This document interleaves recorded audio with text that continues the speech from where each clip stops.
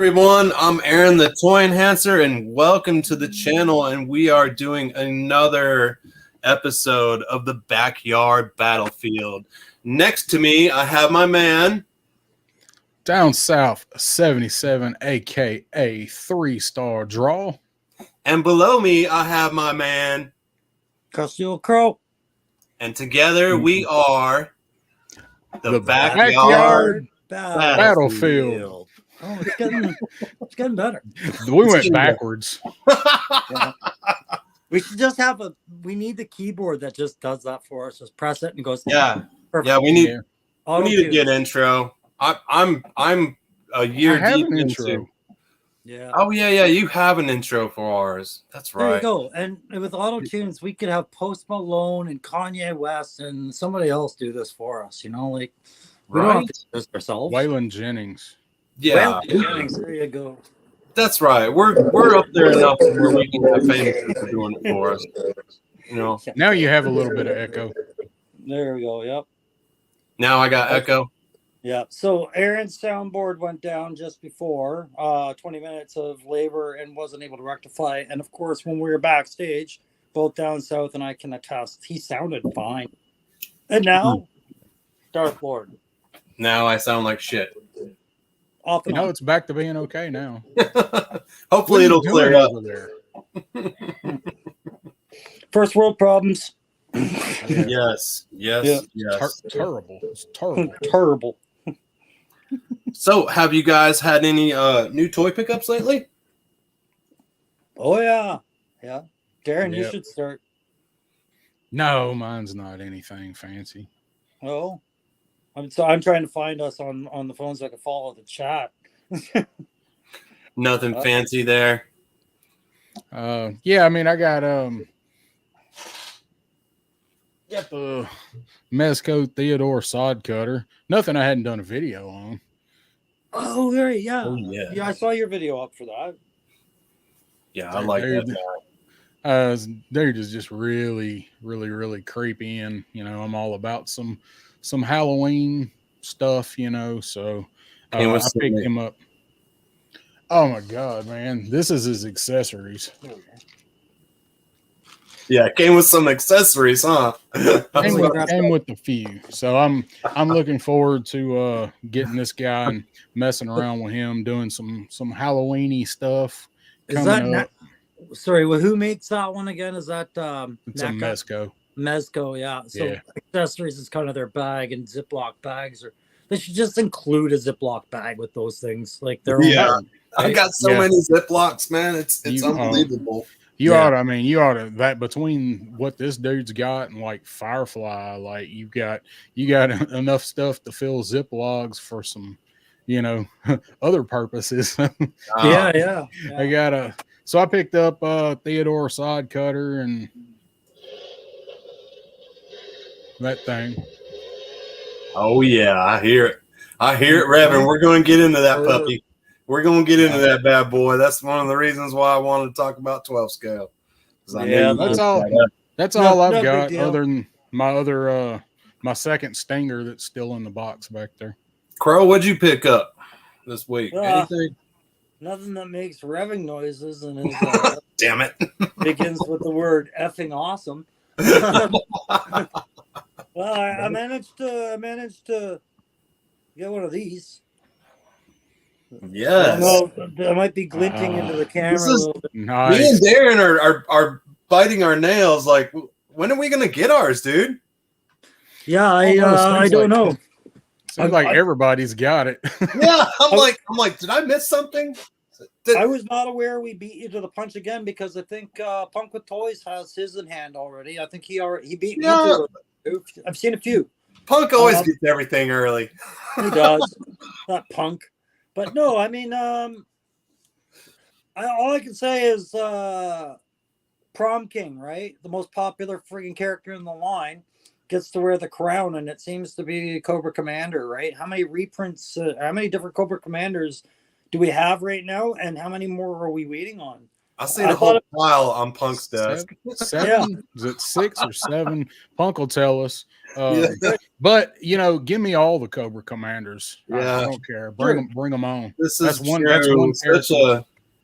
The one you'll never get, right? It's the one you'll never get. You have to make yourself. This is the hooded one, right? But we know the Battle Armor Cobra Commander will come out eventually as well, and that who knows if that'll be a retro or classified. But I know a lot of people want it. Oh yeah. Well, let's do this. Let's say hey to the chat really quick. A couple people piling in here, and I'm gonna show what I picked up this week. It just came in the mail today, and I got bamboozled. So, yeah, I got one pulled on me, or I didn't research enough. Who would have thought? So it's possible you bamboozled. It's possible you bambozled yourself. I did. Well, hey, yeah, Look right. into your own eyes. Look into your own face, Eric. Your action figures are so much better than the one I'm about to show you. The face of your immortality. Let's see. We got Triple C in the house. Popping in. Yep. My internet might be slow. I seen your I seen your damn comment, Punk. We'll get to it. We got Shane from Same Time here with us. What's up, Shane? I just seen him this weekend. We have a 3-star draw in the house. Never heard of her. Dude's a dick. We got Turk Murph. Turk Murph, what's up, bro? Well, Good to see you, buddy. We got Son of a Crayon Slayer. Turk Murph with his mad custom building skills. Thank you, Turk. Yes. So many customizers. I love getting together with other customizers to talk about shit to customize. It's one of my favorite. We got Christine Mendoza. If I can get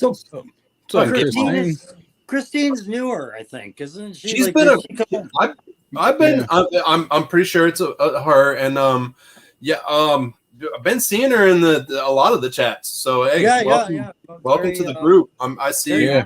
Yeah, thank you for. I see you're getting in the inner circle.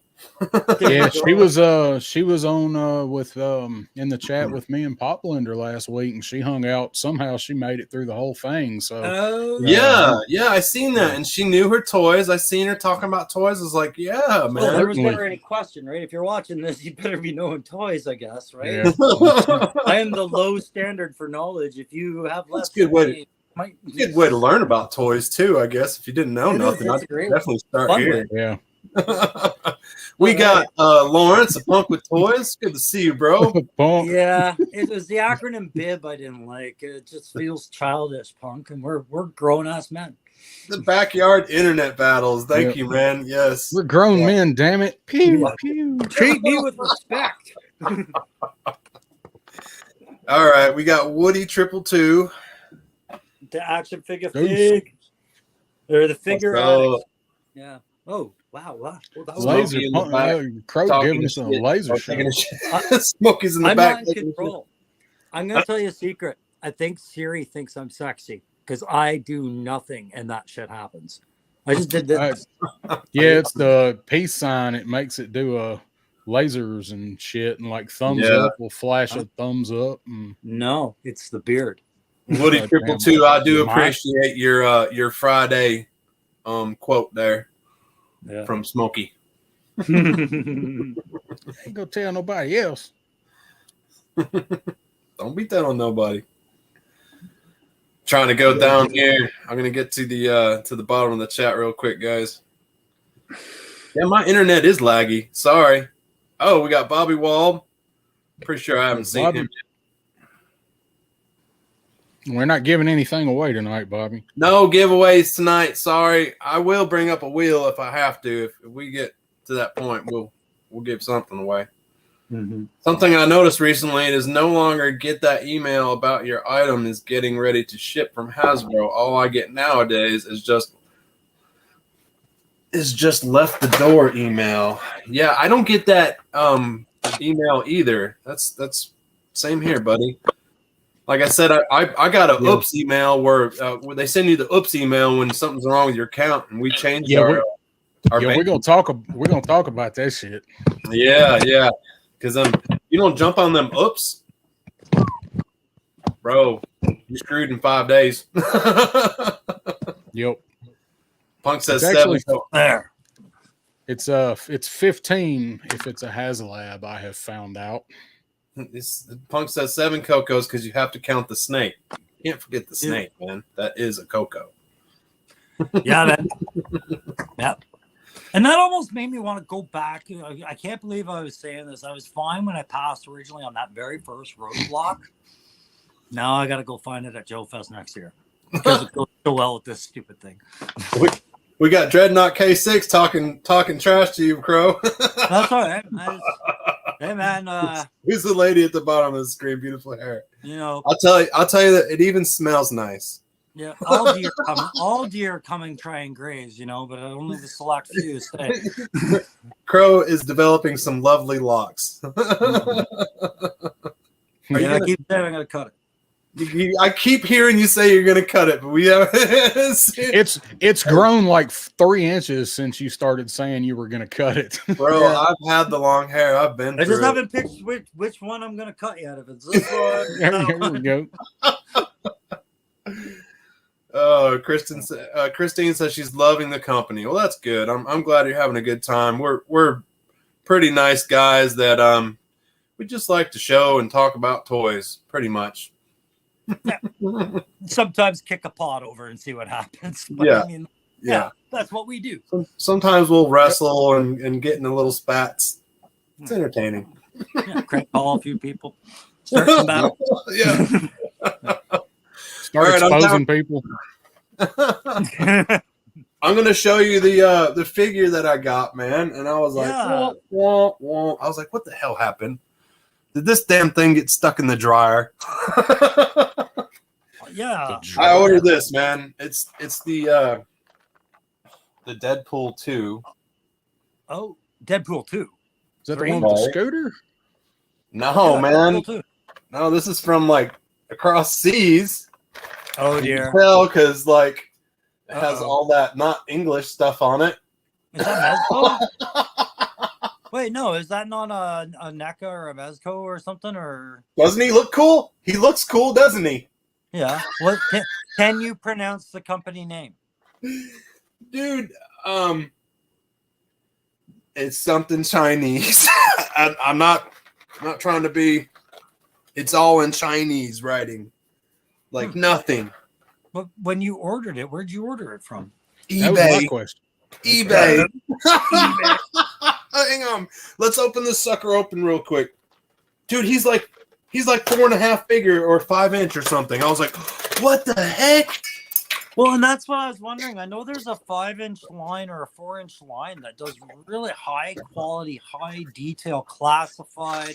I didn't know if they got into Marvel, but I was trying to remember which company. Down south, do you remember any of that?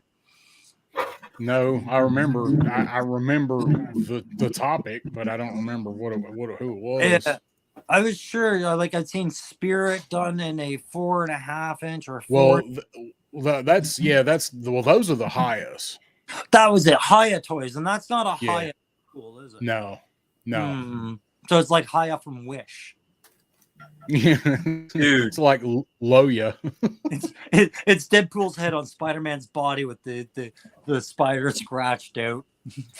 It's like a cockroach. No, but is it good, Darren? What are you seeing there, bud? Why don't you put it up on screen? He's just short, man. He's not. He's like, I don't know. He's just too short.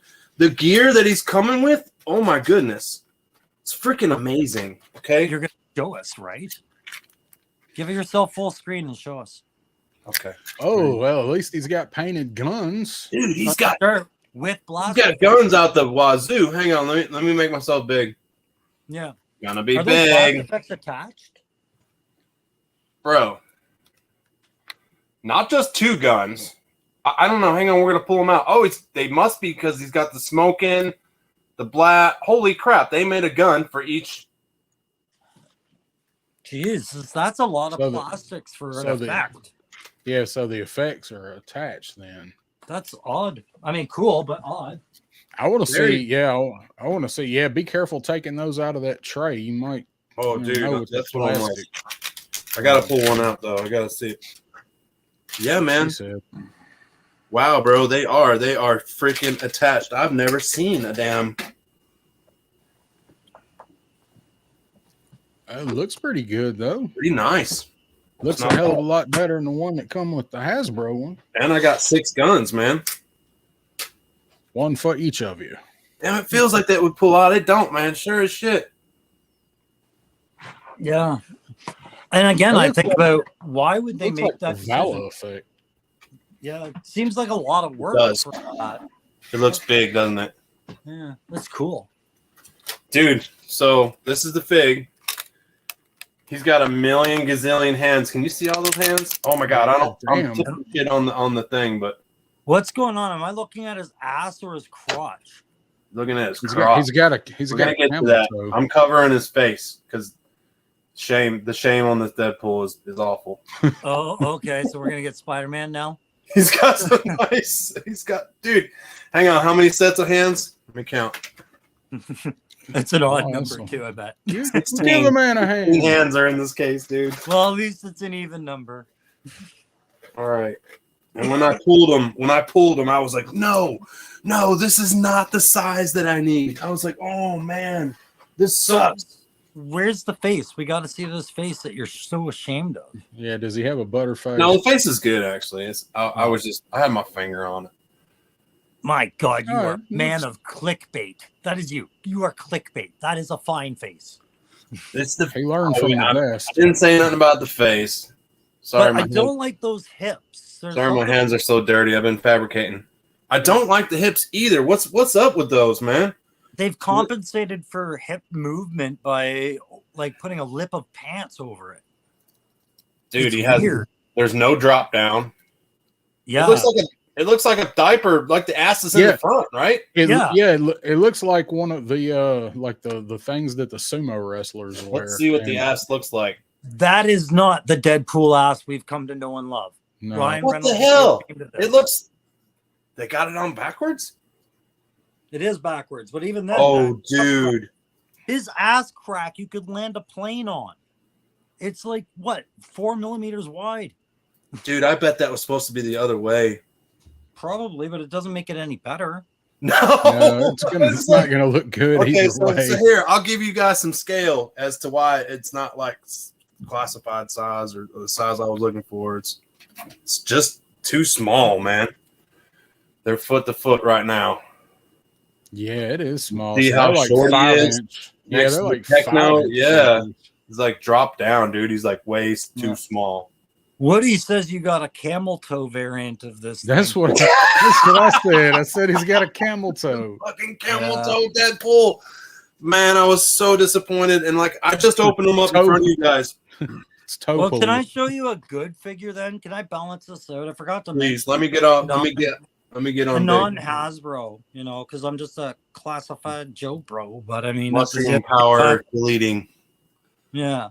So I forgot to mention there was kind of a figure that surprised me this week. I picked it up and I haven't stopped staring at it. And it's been very compatible for my classified and other line shelf. It's the who is this? The Mecha Elite Signia Patrol Bot for the Teenage Mutant Ninja Turtle Last Ronin.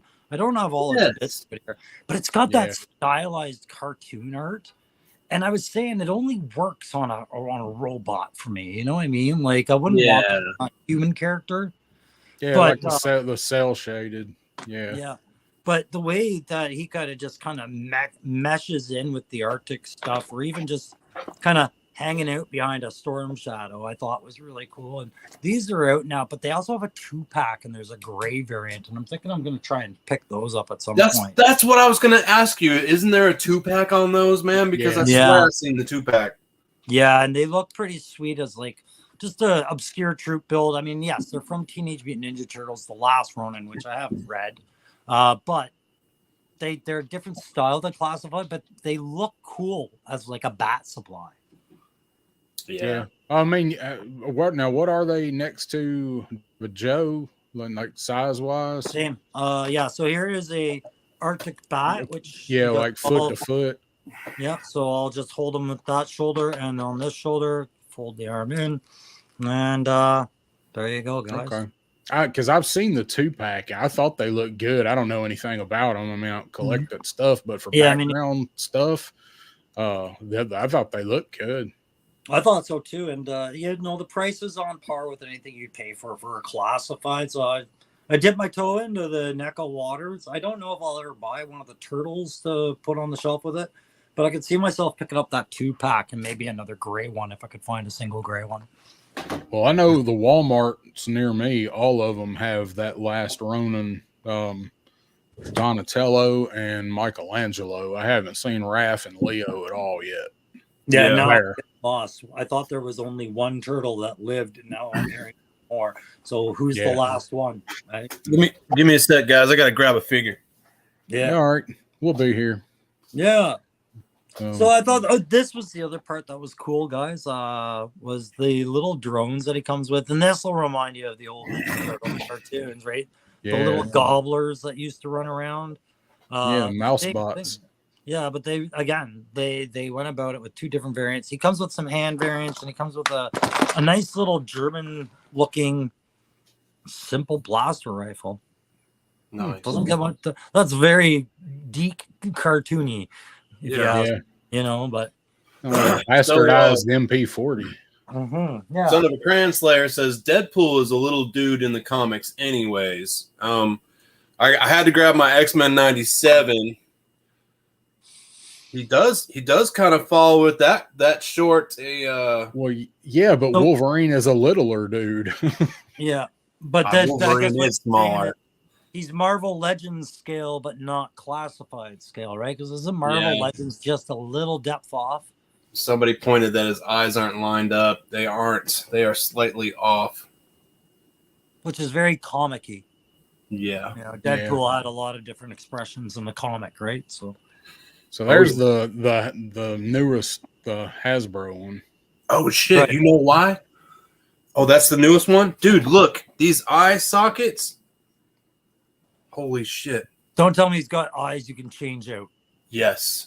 Oh Jesus! Holy crap! That's what those little pieces are.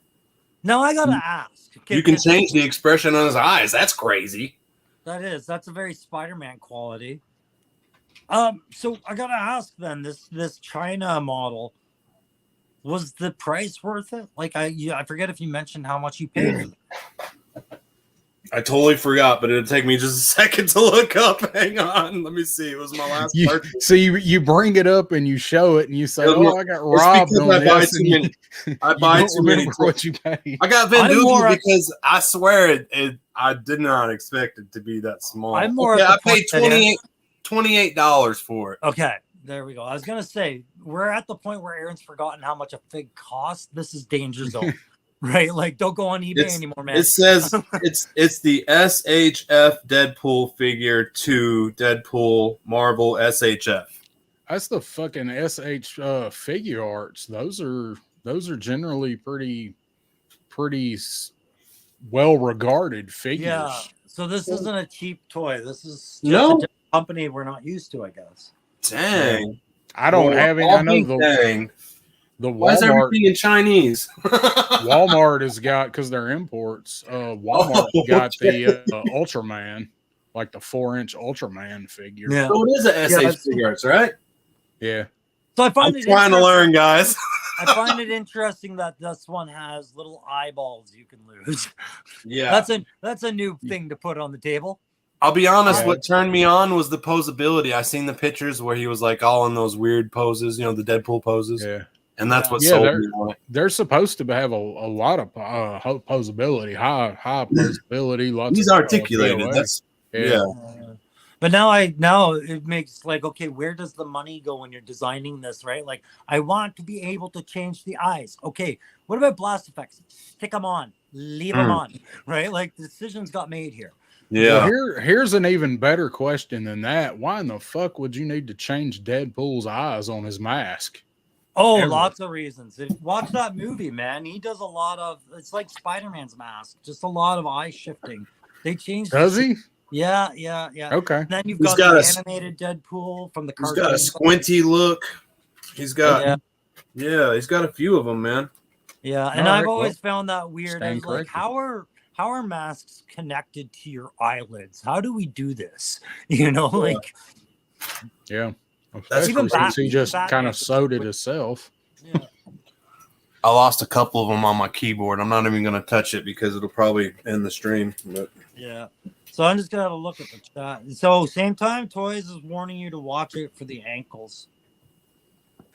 And then and Triple T comment. What is it? How does it? What is it? Hang on, let me get it. What's Punk say? We'll bring it up here. How does that? how does the plastic on that figure compare to the Valaverse? Yeah. You know what? We need to know the first name of the guy that owns HSF Toys, right? My fingernail, I can feel it with my fingernail, homie. It's good. It's good. Steve Henry Figarts. Oh, that guy's a jackass. Yeah. I've decided there's only one good way to test durability of plastic in action figures, and that is to make him hold an M80 while you light it, and then whatever's left is good. Okay.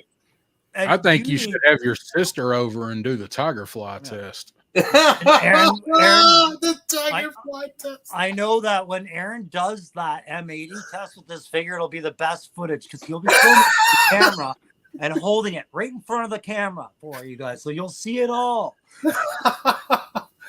Oh man, I'll tell you what. If you guys drop some money on it, we'll definitely drop that thing from a building. That's what my sister did.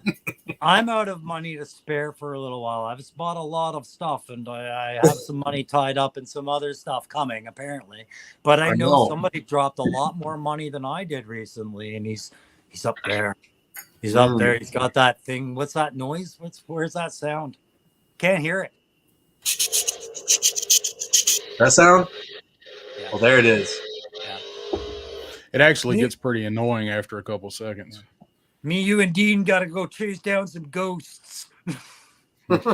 No, that's in the other one we're going to talk about. Yeah. One day I'm going to watch that show. Never seen an episode. It's TV candy, man. You can take it or leave it. Apparently, there's an ongoing plot, but self-contained fun. That's about all. I do like the meme that's been going around for a long time that had the Chevy and the Scooby-Doo van at the same gas station. And it's like, what the hell is going on in this town that they're both here? Yeah, so you know town's going to hell when. Just need Buffy to show up. Bobby says he likes that Deadpool Shane one from Woody, man. That was a nice Deadpool, man. That's the Deadpool I wanted to get. Yeah. I'd like to get the Mezco. I haven't bothered with the Deadpool yet, and I really should. I haven't. I want to show me the best one. I thought about that one. I saw it the other day, and it wasn't at a bad price. I just don't like the way he looks. He doesn't look Deadpool enough. Like, and it's got a vehicle. Yeah, well, I think the one that I've got is a repaint of that one. They've reissued the same figure like 4 times. I'm kicking that. I'm gonna kick that dog off of there, and I'm gonna make that scooter for. I'm gonna make not Top Goon, and I'm gonna put him on the scooter because that's what he drives. Oh, I was thinking I'd do that up, but I would do it up with Ghost Rider and just have him hunched over it. I'm gonna put Goon on there, man. That's awesome. Not Top Goon, yeah, he's killing it too. Being easy, he really does drive a scooter. I'm thinking about picking one up for just the E value of it. I had a little spree, dude, when I was like 15, 16. I rode that thing everywhere, bro. You know what I'm looking at is those Nissan half-ton cab, like 2-person cab pickups that are under 10 grand. Yeah, brand new. I'm looking at one of those and thinking, geez, I could paint that up like a crow and just drive down to Joe Fest next year. At least I'd have that big trailer bed to bring that would be back on. Bro, that would be epic. Yeah, we'll have a trailer anyways. Hopefully we'll be trailering some stuff to Joe Fest. Yeah. And maybe I have to bring parts of something on that. I don't know. Shane says we need flame effects on that scooter. I'll do it, bro. Yes, you do. Yeah, man. I'll put a rocket launcher on that thing if you ask me to. Yeah. You guys know that. What if Ghost Rider was a teenage girl? Yeah. Right? Put a basket on there for a kitten or some shit. Yes. Strawberry shortcake from hell. So, that's back out. I saw know. Strawberry Shortcake the other day. Is she? Yeah. Walmart has her. Yep, that's where I saw her. I thought about picking up. What was her friend's name? I don't know. I got her. Hang on. I can guarantee you I'd know, like, you talking about the green one? There's probably shortcake and tart and apple tart. There's Pie Man. Pie I Man. need to get Pie Man. That's who I need. So That's I saw strawberry shortcake at Walmart. And I didn't pick it up to smell it. That was the only temptation I had. I was like, I'm not touching it, but I kind of want to smell it. Because didn't they smell it back in the day? Yeah. Yeah, they had like scratch and sniff kind of whatever. Yeah, there was like this fake sticker smell of their hair. I had the damn shortcake, but over there, and I don't know where she is, but I can't find her. But I did find a Fraggle. That's got absolutely nothing to do with it. It was right next to my shortcake doll, I swear. Okay, hang on. I better grab something. You made Darren leave. He's going to get Grumpy Bear. No, I know we're talking about ramen racers and 12 scale stuff, so I went and grabbed this Snowcat. Yeah. That thing is epic, dude. That's the one that you put in water and Hasbro actually lets you watch it grow. Oh, that'd be awesome. It's amazing. Shipping is reduced by nothing. Yeah. And that's the other ones it comes with is the Mark II and the head. This is called Hasbro HasLab Grows. That's right. I put these next to the real vehicles and tell them they're all big boys. They're all big boys now. I took the hiss. I took the little hiss and put it next to the 3 3/4 hiss and then the classified hiss. Oh yeah. And they grow like one of those pictures of like your grandfather. They'll grow a little bit bigger as the more Bobby Valla talks bad about Hasbro, they grow bigger and bigger and bigger, and you can just watch them grow. I need a 3 3/4 hiss so I can do what you're doing, but I want them all facing a urinal with this guy in the middle, just shamed. Just shamed. Like, that's funny right there. Yeah. So Machine Man says Blueberry Muffin was the dude. Why was I thinking Pie Man? Wasn't Blueberry Muffin? Somebody? Well, because he had that pie thing for the pizza oven, right? That he would shove in there, and he threatened to put the children on it, and do that whole burn them thing, right? So sounds familiar. That's right. He was trying to cook children in the freaking oven or some shit. Yeah, that dude in Gargamel had some kind of international conspiracy cartel going on. Trying to cook kids. Now, fucking pause kids. on this comment. Shane, if you were to take that entire set and kick all the Fraggles off of it and every living creature and all those little dozer construction people and just have that set, wouldn't that be the best playroom? Are these things? Yeah. Yeah, no. There's more. Like, there's another set of them. Yeah, I couldn't find them. It had the Vamp, Stinger. The Stinger, the Vamp, and I think there was one other. But I couldn't find that first one. Oh, the Awstriker was the other. That's what it was. Yeah, I think they're right. world. They're not what company? They're Jada. Yeah, they're Jada. Yeah, I've got the minifig set over there behind the Mezco boxes. We're all over the board tonight, but Machine Man says Purple Pie Man was the bad guy. That's right. I remember that. And I remember he would make a great WWE tag team partner with Gargamel from the Smurfs, right? Like, yes, what I said. They were involved in some international conspiracy to. It went beyond human trafficking with those two. It wasn't. Yeah, right. At least it wasn't Purple Mushroom Man. No. That Purple Pie Man was getting calls from Bosnia. Hey, got another strawberry. Yeah, taking orders. Yeah. All right, that's enough of that talk. All right, guys. Shut down. so 1/12 is where we're at. I wanted to start the show off tonight by showing a vehicle that I got that was my first, I guess. Well, yeah, I guess you can say it's 1/12 vehicle. All right. It's insanely huge. A lot of people call it the coffee table or the space killer, and it definitely is all those things. Let me grab it really quick. I can only imagine what he's about to bring out. Oh, I know what he's going to get. Mm-hmm. I don't know if I can even sit down right here with it. This is it, guys. Thunder. Okay. Holy shit. Look how big this bitch is. I mean, dude, I got the other Thunder tank right here.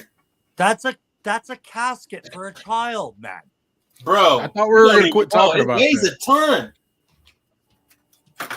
Oh shit! I almost dropped it. Yeah, well, that'd be live luck, right? Hang on, and it was $500 new, also. Dude, $500, man. I think I got my. I'm dropping vintage shit everywhere, but I'll That's just a show you HasLab, man. Oh my god, there it goes. Oh, what year was that out? So here's the original. Jesus. What year did this come out, Crow? Yeah, and how are you holding it up with one arm and not breaking a sweat right now? Oh my god, I'm about to pour sweat. I'm trying to save my vintage Thunder tank from falling. Mm-hmm. Leonardo or Lionel. You're scaring Shane. Shane is going to have a stroke. Thing is huge. I think this came out about 3 years ago. Yeah, that sounds right. Punk might know if he's still in here. And who produced it? O2. This is a Super 7. Oh, right. Okay. Yeah. Okay. This is for the Super 7. That's why, those action figures are they 6-inch or 7-inch? I'm pretty sure they're 6. Are they 7? Yeah, it's why they're called Super 7 Ultimates. I don't think that's why they're calling it, but they might. Yeah, you might be right. Why don't you give yourself full screen, because that's worth it. Hang on, you're asking for a lot right now, Crow. Hang on. That's what I call myself, Super 7. Yeah. Mouse, don't fail me now. Oh, Missy, come help.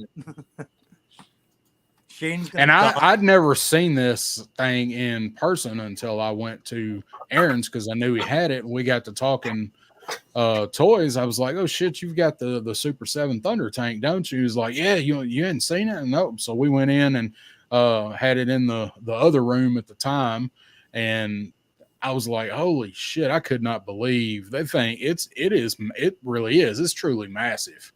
It is a giant vehicle. It is huge. Dragonfly is going to be like another 10 or 12 inches longer than that. Aaron, where was that when I showed up? Because I was there, and I don't know if Punk saw it, but was that the That's what Punk that's what Punk was saying. I was like, didn't Missy give you the grand tour, and didn't you guys go into my room and all that? Because like my room has most of my toys in it anyways. He's like, no, I don't remember seeing something or what. He missed my Terradrome. I was like, how can you miss my Terradrome? It was right in the middle of my room. Yeah, on the giant, on the 2.5 foot tall platform. This thing is huge, man. Now, if you haven't seen it, the cover pops off. There is a clear cover for it too. This is the hard cover, and it is, man. I mean, it's got some detail. And let's see if we can flip it open without dumping everything, but definitely has some detail in there with some handles and everything and some computer stuff. I mean, it's good looking. It is definitely on fire. And then, oh shit, I got a bunch. Well, will give you an example of how much freaking dead room is in there with all this. I got all my Thundercats in there. Like Jesus, yeah, you do. They're packed in there. That's how much room is in this thing. And that's what. Oh God, I can't believe I didn't see that when I was there. I feel foolish. So and this it looks nice too. I mean, it got a lot of detail. It's cartoon accurate. It's okay. It's for the price. It's all right. But it's no big deal. Well, I mean, we're talking Super 7, so yeah, everything is like it looks good, but it's about 35% more than what it ought to be. Could have been a little smaller. Is it going to fit into that claw of the Super 7 Cat's Lair that's coming out? Hell no, it ain't gonna fit in that. But did you get the Cat's Lair? I can't remember. I did not get the Cat's Lair, man, because I was in a pinch at that time. I had so much invested in the toys, like Missy would have castrated me if I got it by then. But so I passed on that, and that's what I was getting at. Like, God, man, the Super 7 Thundercats collection, once you get the tank and the Cat's Lair, who knows how far else they're going to go with it. Man, it's a lot. And there's another thing that I wanted to bring up since we're talking it's basically a 1/12 vehicle. Like when I got that thing and I seen how big it was, and I knew that G.I. Joe was, producing vehicles at the time, and that I was like, man, if they're all going to be this huge, like, I don't know. I was like debating whether I would, have the room to have a huge collection. And then here we are. Now we're into it. We got the Hiss tank, the Dragonflies on the way. We got these Vamps. We got these Stingers. It's like, boy, if you're a completist or just a toy collector in general, and you're like me, like, you're searching for real estate, man. You're searching for like space to put this shit. All around the house at this point. Yeah, I mean, at some point I got to find my camera here. At some point you're left sitting there going, it's been a hell of a ride, Hasbro, but when do I get off? Shelf definitely space. Not anytime soon. Definitely consumes a lot. I ran into a problem just buying a second Stinger with shelf space. I was like, oh dear, didn't really think that through. Right. And I love to customize, so I like to have my custom project out and then the regular version out, so I can always look at how far that project has come, and how different it looks. But it's to the point where like I probably will not be able to display like that at this point unless I get a bigger house. And once this place is my own, my living room becomes a display because I'm like, what? Who am I entertaining? You guys. That's it. So that was my first one, and that's what I was getting at. Like I wanted to touch base on the price point. When it came out, it was like $450, $500, and now I think you can get that thing. I think you can get the Super 7. I think it came all the way down to $350 possibly. Yeah.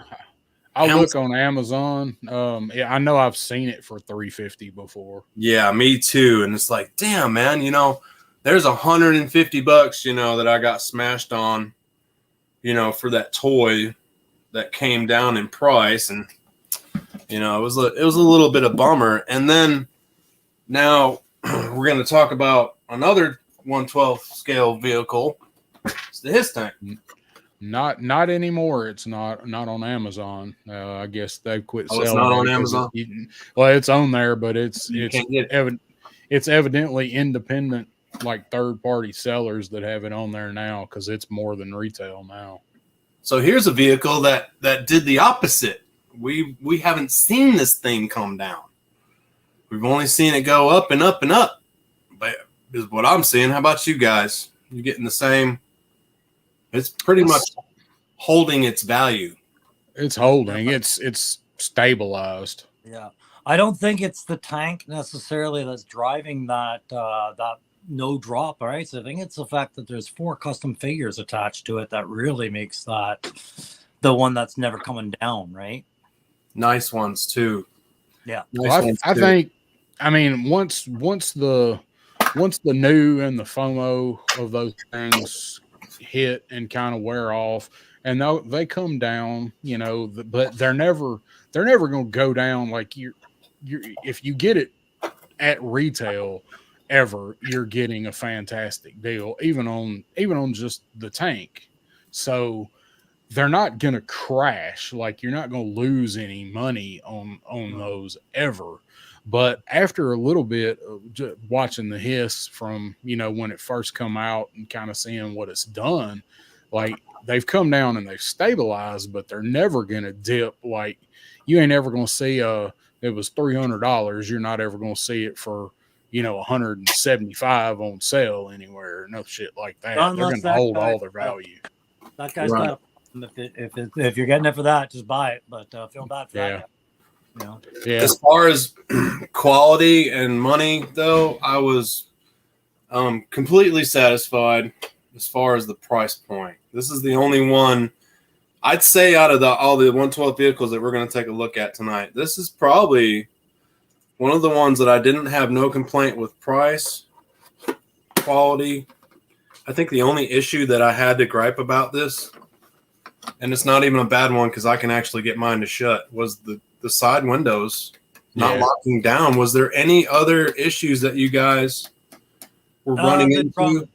The drum on the anti-aircraft, the pintle weapon. You've got one universal drum on two approaches. You should have had two mirroring drums. That was it. Yeah, but quality, like production quality issue wise or flaws, like bad plastic or something breaks. So the only issue I have is the turret doesn't, like, it when you pull it out and put it back in, it kind of sets cockeyed, like you got to turn it, and when you get it locked back in the right place, it kind of doesn't completely go down flush. So okay, I see. Yeah, there's a little gap. Yeah, that's and it's kind of like a little bit wobbly. It's not bad. I mean, it's not anything that I would like, oh, this sucks, or that was the only thing was the canopy, and that part with the turret was all I really had with mine. And so I want to quantify the cost. Someone who bought it on the aftermarket from down South 77 with two figures, right? And I got a great price. I'll never complain about the cost of it, knowing what the cost actually was for the complete set on the aftermarket. But what I think the real value of this thing was it was the first outing for a classified scale HasLab. And they came out and said, this is the bar we're going to set. This thing will have lights. This thing will do functional play value. This thing will have places for you to put figures and dynamic poses. This will be a storytelling piece. And since then, you can't go back. You can't lower your standard after that, right? So you get what happened with the Dragonfly. Yeah, you have to delay the Dragonfly if it's not going to meet that standard for whatever reason. And I hate to say it, guys, while I didn't get in for the Rattler, and maybe I'll live to regret that, but I feel like it was a size issue. I expect the Rattler will probably have a delay associated with it down the line as well, because the bar is there. Right. That's what I was getting at too, is like these other 112 vehicles we've been getting, the Vamp, the Stinger, even the Vanguard, and I haven't got the Racer yet, but I know someone who does. And I gotta say, like, as far as the best quality is coming from the Hiss tank, and this is what I'm getting at. I'm hoping that the Dragonfly, I have that same feel for, like there's nothing. I can't think of anything to modify on the Dragonfly right now except for paint schemes and stuff like that. We might modify it, but I think it's going to be kind of like the Hiss tank, where I'm like, besides a paint scheme, like, man, it's pretty much all there. It's everything that you can put on a helicopter. I mean, Go ahead, Darren. I'll let you. No. I was just going to say, kind of to reinforce what you said, Crow. I think Matthew made that point the other night, was exactly that. Like, the Hiss is so good. Like, they did such a good job with it. They got to be sweating bullets right now, knowing that they're going to have to live up to that. And we all think that, or know there was an issue with the Dragonfly, whatever it was. We suspect electrical, because of the, we didn't get to see the lights and all that. So that's what I think. But they forgot the batteries. yeah, because that was what we were saying was, where's the batteries go? No, there's a gopher. Believe me, there's a gopher with that crew that could have went out and got some batteries. We got some electrical. So I thought the most likely suspect was a lithium battery that wasn't properly insulated inside the thing. That would probably create a safety issue that would cause them to put such a long delay to make sure that they covered it. Does it have a rechargeable battery? No, it doesn't come with batteries. Okay, because for shipping purposes, I'm pretty sure they don't know. What's powering our lights? Just like the Hiss, you got to go buy. You got to put the batteries in. Oh, it's a 4-pack of batteries. Oh, okay, I thought maybe they had upgraded. Okay, anyways, now that'd be cool. Put USB ports on these damn things. Somewhere. Yeah, USB, and that's how a lot of the RC is. All the RC, the cheap RC that I buy and that I use for my fabrication, it's like that. It has charging ports and. Mm-hmm. So what if? Hang on, I suddenly just saw something here. Where do those batteries go in the Dragonfly? I'm picturing the undercarriage assembly somewhere. They didn't show it, but that's what I think. Might be the problem is maybe the whole issue is 4 batteries inside that thing fuck the weight balance up and it doesn't sit on the stand properly with them. Maybe I thought something with the way that the bottom, the stabilizers, the rudder, whatever. I'm pretty sure land zone. What are those called? Yeah, I thought it might be that because the battery. I'm pretty sure it's got to be in that underbelly, man. Because I can't think of anything that's going on right there. Machine Man. Skids. Oh, you were looking skids. Yeah, skids is the word there. Thank you. Mm-hmm. Yeah. So the thing is with the HasLab Rattler, you say there's not a lot of customization. I'm going to say that Gridiron will probably put you to the test on that one. On the Rattler? I was talking about the Dragonfly. Oh, the Dragonfly, yeah. Because the Rattler, I saw some variants that were drafted up about the thing. They were out there back when we were rumoring if it could be. Things like a scout plane and a Ford, like long reconnaissance versions. All of these would need little add-on kits. Gridiron doing, maybe a replacement canopy, replacement cannons, things like that. So, well, I see people being a lot less willing to take apart a Hiss or a Dragonfly or a Rattler than they are a Stinger or a Ferret. Right. And that's, the price factor has a lot to do with it. It's a little more complicated. Those Vamps and Stingers, man, it's just a few screws and bam, they're popped open. Even the like people were having trouble with the Vanguard, man. It's those hubs on the wheels. You just got to pop those center hubs, and those wheels come right off, and you can get to all the screws. I haven't had much trouble taking those, but I did see the way that Gun Bunny took apart his tank because I've never taken apart one, and that was one of his epic videos that he released back when the his tank first came out, and then a few months later is when he did that awesome paint job to it. Yeah. But it did take some finessing to get that thing apart. I'm pretty sure, and I can see that it's a little more complicated. Jesus, I just watched a figure fall for no good reason. Just was it scrap iron? Because mine has a tendency to want to self-delete in places. No, it was a Stinger driver. He knew he was redundant but so you brought up the you showed us the Thunder tank, and then we talked a little bit about the Vanguard for a second. You brought that up. And when we talked about HasLab, I mentioned like having a lot of figures to play on this as a centerpiece, making it a playable feature. I think that's what the Vanguard really brought to the table. And you can almost see where that game's got to step up to. It's vehicles that come out now. We're counting how many figures can interact with it, right? Yes. Yes, and I don't know if a lot of you are down with that, but I'm totally smitten by that. Any like real world vehicles that can accent into G.I. Joe. Let me grab one more for an instance. For instance. Come back. My good buddy Darren sent me this a while back. It's from the Tractor Supply Chevy truck. Dude, it fits right. I mean, you can slap it right into G.I. Joe. You've seen me modify them, but even just how it is. Savage Land has a blue one that someone did for them, and I mean, they look great, man. When you're setting up the dioramas and everything, and you're putting these like real world vehicles in there, you could have it right next to a battle scene with a HISS tank or whatever, man.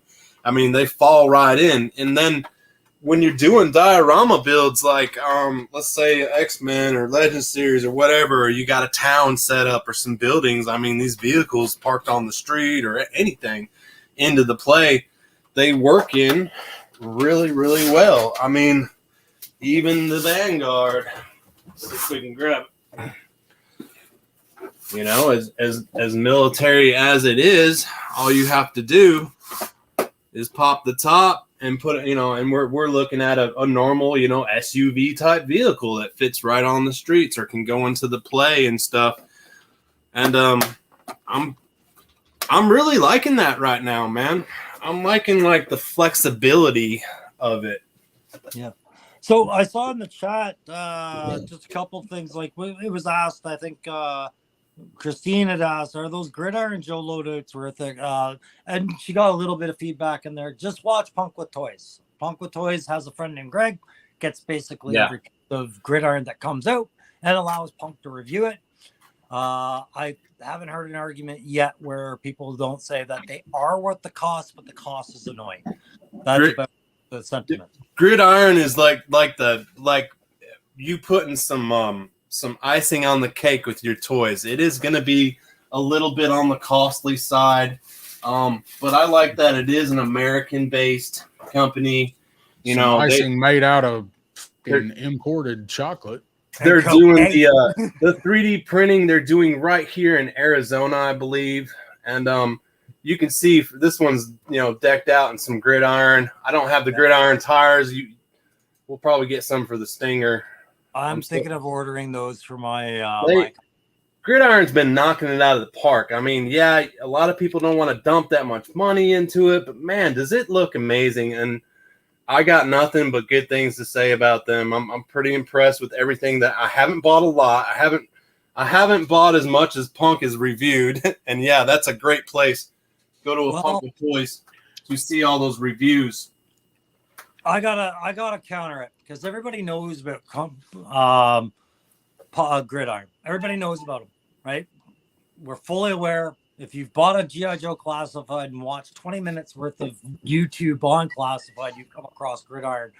Let's talk about a couple other companies. Not to stray away too much from the vehicle talk, but if you're looking for a more affordable boost of icing to your toys, we've talked about two guys. Well, one guy in particular, and I'm saying 3D printers like Model Misfits 1138, Loki Wartooth. We've talked to great lengths. Or guys like John over at Top Fun Retro Toys 3D, who does some of the finest modern military weapons, painted or unpainted, however you want them available to. Or as Punk would tell you, what about Arsenal of Pew Pew? All right. What you do to your Joe collection, it's all icing on the cake. But Gridiron has a price point associated with it, but they've deservedly gotten it that way by giving you really high quality. Anybody argue that? Oh, no. Top Fun is awesome. I love all the rifles I bought. I need to pick up some more. Those are probably hands down the best 1/12 scale weapons that I've bought and picked up so far. Eric Thurman said, I want to Gridiron my Tiger Paw. Did Gridiron make stuff for the Tiger Paw? Yeah, they made wheels, and I think they're wheels, and I think a luggage, like a rear luggage rack, I think, for Oh, okay. Yes, that's a Top Fun rifle right there. I can tell right by the rear. Yeah. One of them there. Yeah, Gridiron did make stuff for the Tiger Paw / Ferret. It is the wheel kits because they were going to do some for the Vamp anyways, so I think they just got it all prepped up in the same design meeting, right? And some field kit I think they had, like accessories. What do you guys think about the new one for the Stinger that they just released that Travis did the video on, would make it a 6x6? Oh, dude, that's amazing. What's the price point on that? I think I looked it up, but I forgot. I think it seems like it's like $120. I thought it was like a $79.99 deal or something like that. I'll look. So truly epic. I love that thing. I had one big issue with this, right? It's an artillery piece, and you had that big howitzer cannon, and they were brilliant on how they designed this thing. But they have those stabilizer arms on the side, which $89.99. There you go. And for those just the APC. Yeah, but those stabilizer arms are for side rocking, right? That cannon goes backwards, and and you guys all have the slugger. Remember the slugger? Yes. Oh yeah, I love the slugger and thunder. Remember man. the dozer? Yeah. Remember the dozer blade on the back of the slugger? Did you think it was there to clear dirt? That's there for the stabilizer. That's right. And I was like, Gridiron, why didn't you put a rear stabilizer on this huge cannon? You put side saw. Speaking of dozer blades, that's my favorite thing I've seen them release. Is today they also released the front dozer blade kit for it. Oh, nice. Yeah, and honestly, was that the one that I think I seen that on Instagram? Black Angus. Did Black Angus have it on his? I don't remember. It's on sale for $34.99 right now. I wouldn't mind having it, and it comes. You can get it just with the guard and the blade, because I love it. Because you guys know I used to run a bulldozer, and I absolutely love the dozer attachment for it. Yes. Now here's my thing with the gridiron and the Pixus and all that stuff. Like, to each their own, right? You make it, do what you want to it, make it look how you want to make it look. They're coming up with just about everything imaginable. But if you take a look at the pictures that's on there, like, it's not a Stinger anymore. It looks absolutely nothing like what you bought. And maybe that was your intention when you bought it. I'm sure there's plenty of those people, but I didn't buy a Stinger to put a bunch of other shit on it and turn it into something else. Right. Personally. Right. But and then looking at a military aspect of, like, like, it's cool to see a bunch of Stingers, but to have that gridiron version then next to a Stinger and shows how different it can be with the gridiron attachment. I really do like that, what they did with that to totally change a toy to look something totally different with just a whatever $85 attachment or whatever we're buying for it. Like, that's just like Gridiron's doing things to toys like nowadays that just wasn't possible back in the day and wasn't heard of, or you just had to do yourself. You had to customize the stuff yourself.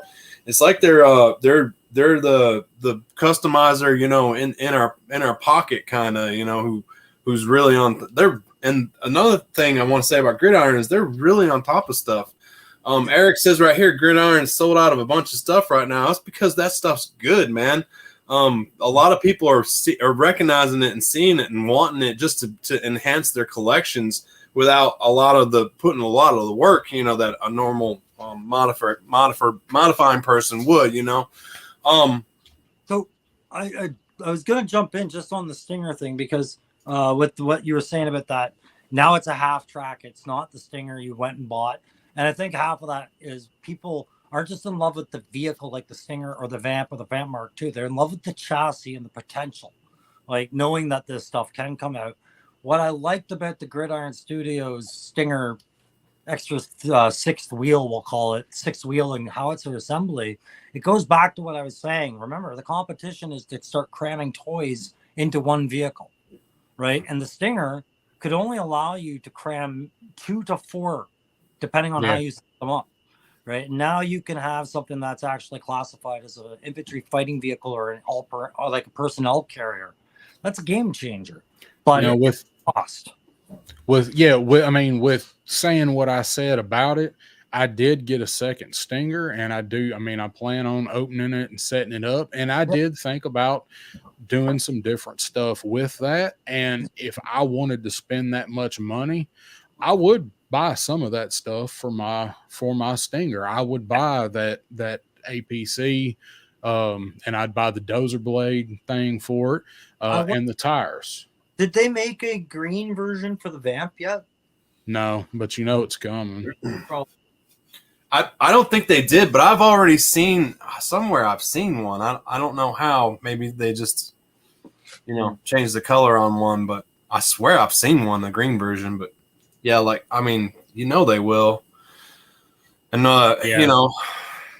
that's true though. The Vamp can only hold a couple figs, and that just stretches that out, even more. Now, let's be honest. I mean, the Stinger is a base for doing something else. Like everybody's in love with the Stinger. I gave the Stinger 3.75 out of 5. Yeah, so I mean, it is. I like the black and gray. I love the Stinger. I love the Jeep aspect. I didn't have it as a kid, but it's boring as fuck. Yeah, and that's kind of what I felt about it. I thought, hey, this thing's got a lot of street appeal. It looks sick. It's fun. It's things like this. It's a tactical nightmare, right? Like as an iron vehicle goes, there's so many issues. And then as quality control goes, there's a lot of little concerns on how easily things fall off. Yet again, with the Stinger that we just experienced with the Vamp, right? So yeah, dude, it's so bad. The missiles are so bad. If I do decide, so easy, Eric Thurman wants to know directly from you, 3-star, if he should pass on that Stinger. He wants to know your opinion. If you like the driver, pick it up. I mean, it's a fun toy. It's just it does not have as much visual appeal for me as the Vamp does. And a lot of it is because of the black, because it doesn't show the detail quite as much. But I think, we gave $100 for Clutch and the Vamp, and I wasn't completely happy with the Vamp either. But the Stinger for $100, it's not a bad toy to have. Yeah. I just wasn't as impressed with it as I hoped I'd be. I think I felt the same way too, because it sat at my house for a while before I even opened it. Yeah. I'll add to that. I'd say, Eric, it is worth at least picking up one. They're going to be available, so you can take your time. When you feel like buying it, buy it. But if you have the His Tank, maybe don't prioritize it as quickly. The thing is, if you have the MMS for the 788, that's probably paired off with your His Tank already. And if not, maybe it looks good with the Stinger. And I can guarantee you the Cobra Asp is coming down the pipe. I'm calling that ball now based off of things I've seen in those Skybound Classified. It's paired off with the Stinger in some of these series. It looks phenomenal. You might want a Stinger just because you might end up wanting another trailer. And two trailers. I'd love the Asp, but see, I can see them doing the Asp dirty and painting it in 788 colors. Yeah. Maybe. In the comic, it was all red, like Crimson Guard. So, and remember the original blue. Yeah. Yeah. I'll touch base on Woody 222's comment. He says the doors just make it look so ugly, in my opinion. Sure I find that too, and I don't know if it's because the louvers maybe could have had more opening to them, or it's just I don't know, man. There is just something about the doors. So I was commenting on this when I decided I was doing a repaint on one of mine. So half of it is there's no depth to that gray whatsoever. Ooh, and look at that door. Dang. Right? But if you pay attention, there's a door handle mechanism they could have painted a different color. There's an entire sheet of steel that they could have done a different color. There's rivets on there they could have dry brushed. On the other side of the door, there's detail there they do nothing with. Those gray doors look like a cop-out when you put them next to that roof that has the lights and things like that going for it. And they're selling it to us all on the premise that it is it's the night attack vehicle. It's supposed to be grayed out and blacked out and whatever. Even a missile would have been cool on there, like a freaking missile on the door where you could just, hell, the whatchamacallit, the 4-wheeler Ferret had missiles on the side of it, but even when they flipped out like that, if it had a missile on top, it looked tricked out, man, I think, but leave them stretched out like that and use it like the mask car. Yes. I'm just picturing those doors folded in and inside the compartment with me, and I know how somebody can kick a front end of a car and have the airbag go off and four missiles go. Right? My mask. Yeah, when you start messing with one, Aaron, that's what you need to do. I want to see airbags in something. Hey, we got one. It's the video's about to pop up. An airbag that makes it raise its helium. And now if I do decide to do something to a Stinger, I'm gonna start with what you just showed. I'm gonna tape it off and I'm gonna paint them damn louvers black like they should. Bro, them doors look good, Crow. Can we see them one more time? Have you showed them yet on your video? No, because I've got to put the varnish on the interior. I'm sorry. I didn't want to. I don't want to steal no thunder from your channel. Okay, those look smoking, bro. It's showing up in the background a few times. Like I did the roof like that too. So, but good. You know what you did? You reminded me. We were talking about 12 scale vehicles, and we were talking about Joe Vanguard. What about Mask? Yes. What about crossovers? What about like that? Are we ready to talk about the potentials there? Absolutely. I think crossover is a great thing, and it's a way to bring two lines together, and you can, the love for both of them, because we're all pretty big toy collectors, and we can almost appreciate a lot of toy lines. I'll say that. I know I can. Well, I did this as a backhanded way to get Darren the whole screen for a couple of minutes for Down South 77, because the actual segue to this was when you said Mask. I remember being at Joe Fest, and I remember only one company was really showing us something for Mask to get excited about, and it was Ramen Toys. Yeah, they did come out with something. Yeah, they had the Mask stuff there. Well, are we talking crossovers, or are we still talking? What we're showing us, just in case somebody's new to this and like they hadn't heard of Gridiron before, perhaps they've never seen a good ramen representation of what they bring to the table, and I think you're the only one that has one right now. So, all right, the three of us, yes. So I just got it Labor Day weekend. It was delivered that weekend, and it was a few days before I had a chance to open it up. I mean, people have seen it. It's been out for several months now. So, man, I camped out on Darren's porch for 3 weeks straight, and then he finally kicked me off right before it showed up. Yeah, I'm already eating a smoke having watched that. It looks like the rear tires are even tubbed out. I don't know. I think they're the same size. Yeah. So and I got that dude in there. Oh yeah, we see him everywhere, man. Well, this is one of the best. That figure's one of the best figures ever. But so this one that I got, it's the base version. I didn't get the one that has the Inferno pack with the flames and the Ghost Rider one, the one that he did basically, because the Hell Charger didn't fund through Hasbro. So this is just the base version. But I mean, it's great. It feels nice. It does have some really weird tolerances on some of the stuff. Primarily the bumper supports here. I pointed that out in the video. They peg in and they're pretty tight. You getting them up into the slots to hold the bumper up.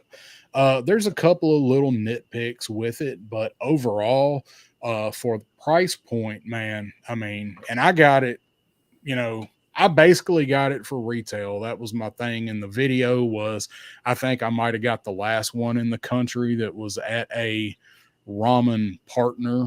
I'm sure some toy stores somewhere have them, but I got the last one that I could find that was in somebody that's in a distribution partnership with ramen. Look at that engine.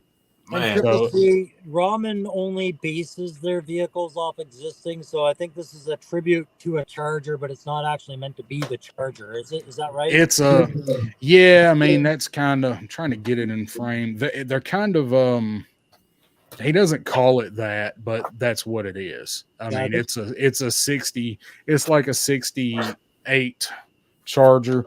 You can actually go from a 67 to a 68. Oh, look at that. That's sick. I love that.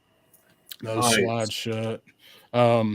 It's got a couple of little minor issues with it. Of course, if you watch the video, you saw that mine has a kind of serious issue with it that I'm working on getting addressed. Mm-hmm. So, and that is, like most 60s cars, I have a tail light out. Yeah. What'd they say about that for you, buddy? I'm still waiting on an answer. I can fix that. They're gonna send you a well, they'll send you a I know figure. Yeah. Man, does it So look good. but it is so it's based, like I said, it's got the scoops. I mean, this is a Charger. If you've seen the General Lee version of it, it's the damn General Lee. And then here we are. We're talking about more real world vehicles that we can fit into our dioramas, our setups. You could have Duke in there, anybody in there, and they would look good in that damn thing. I mean, I need my thumbnail for it that I took for my video. I took it out front on my little concrete landing in front of my porch, and I had Chuckles and Jinx in it. Nice. And they, I have not tried to put people in the back seat. It's going to be tight.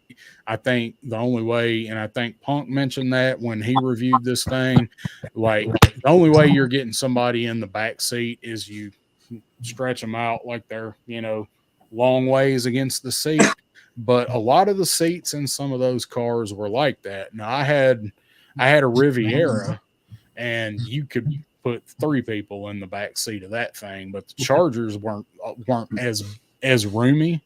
But I mean, how often are you going to need to put 4 people in it anyway?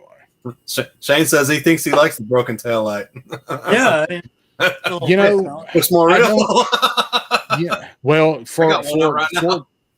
for it to be modeled off of a 60s car, that is pretty damn authentic, because all them tail lights had 4 bulbs in them. The complete assembly for the car that I had 5 bulbs in it total, and one of them was always out.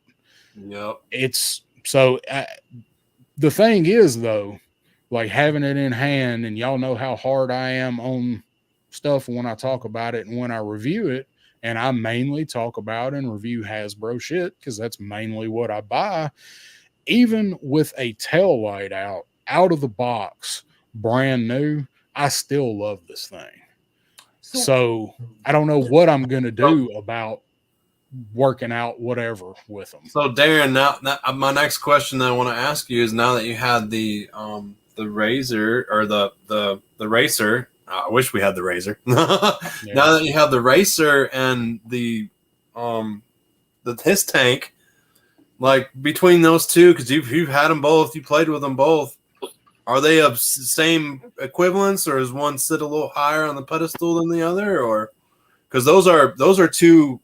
I don't have one yet, but I've always thought that car is amazing, and with the lights and sounds and everything. I mean, are they in the same realm, do you think?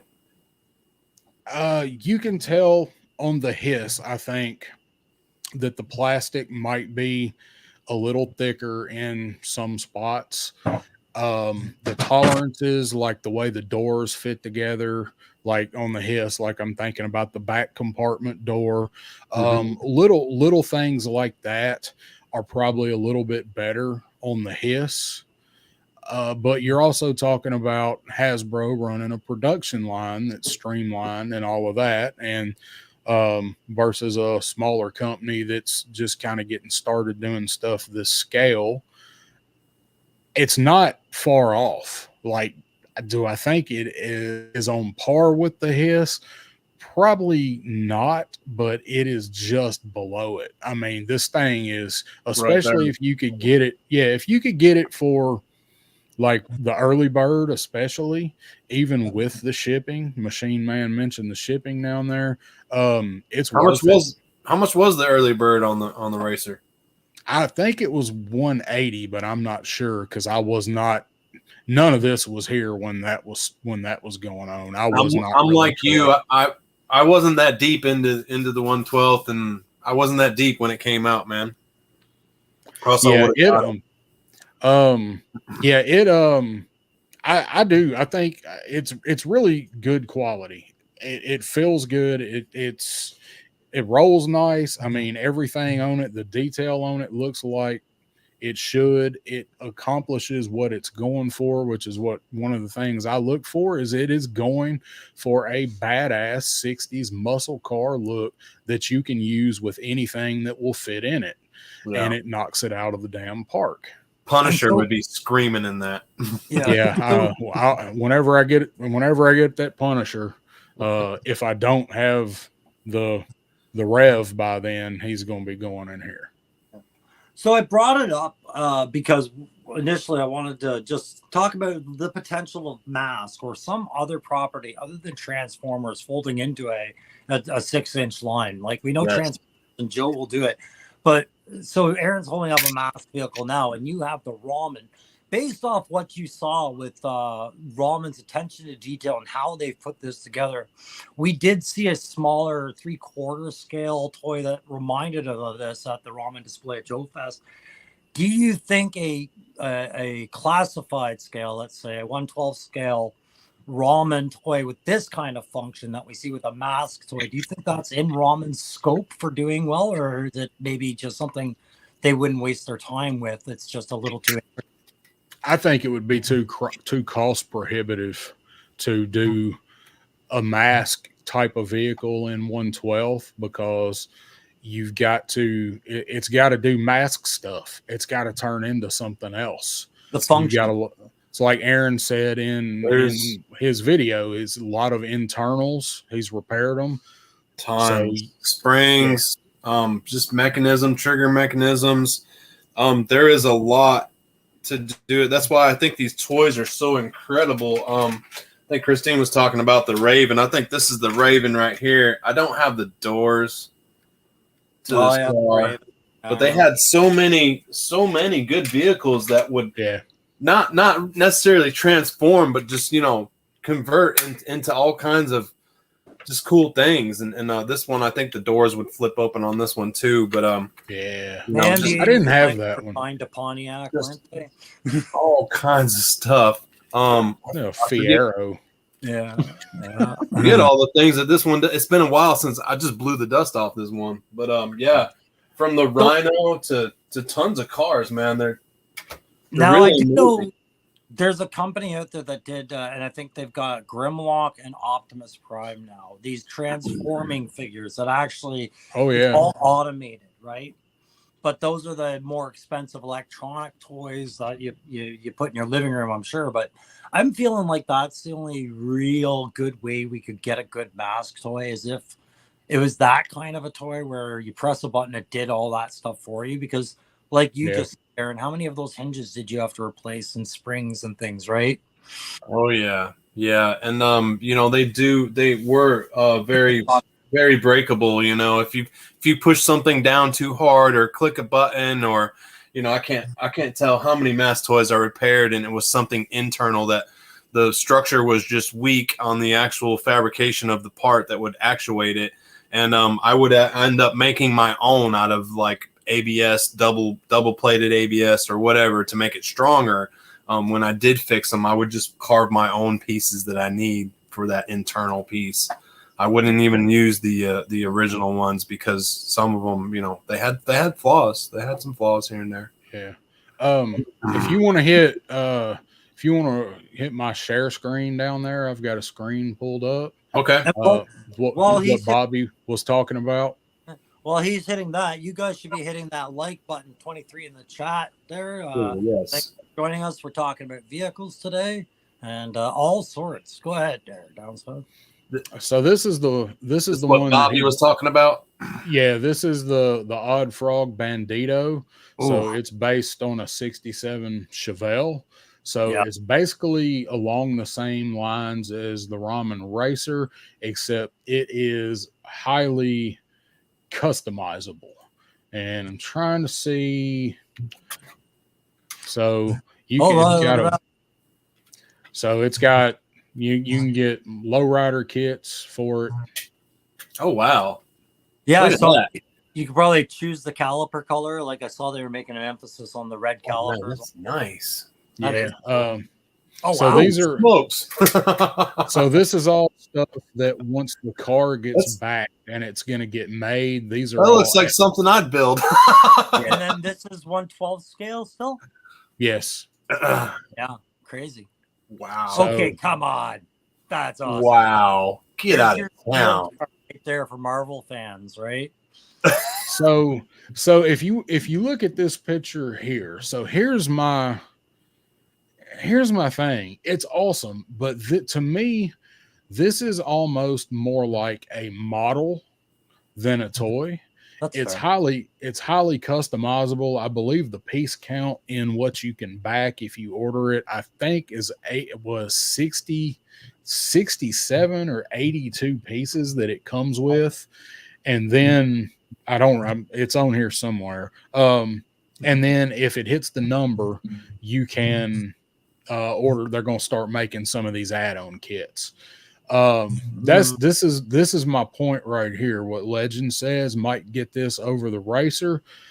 So take this picture right here. Look at the grill on this, and then you look at the front end on the Racer. To me, this is badass, but it looks way more cartoony to me than the Racer. Right. Not that doesn't mean that it looks bad. It has a lot of the same features as the Racer, like the dash lights up. So there you can see some Joes with it and Shipwreck, and it looks to me that looks like Rock and Roll's trying to sell Shipwreck this car. I don't know. So the engine has a lot more detail than the Racer does. It's actually painted up. Yeah. Nice. No, a trunk space right there, right? Places to put your kit.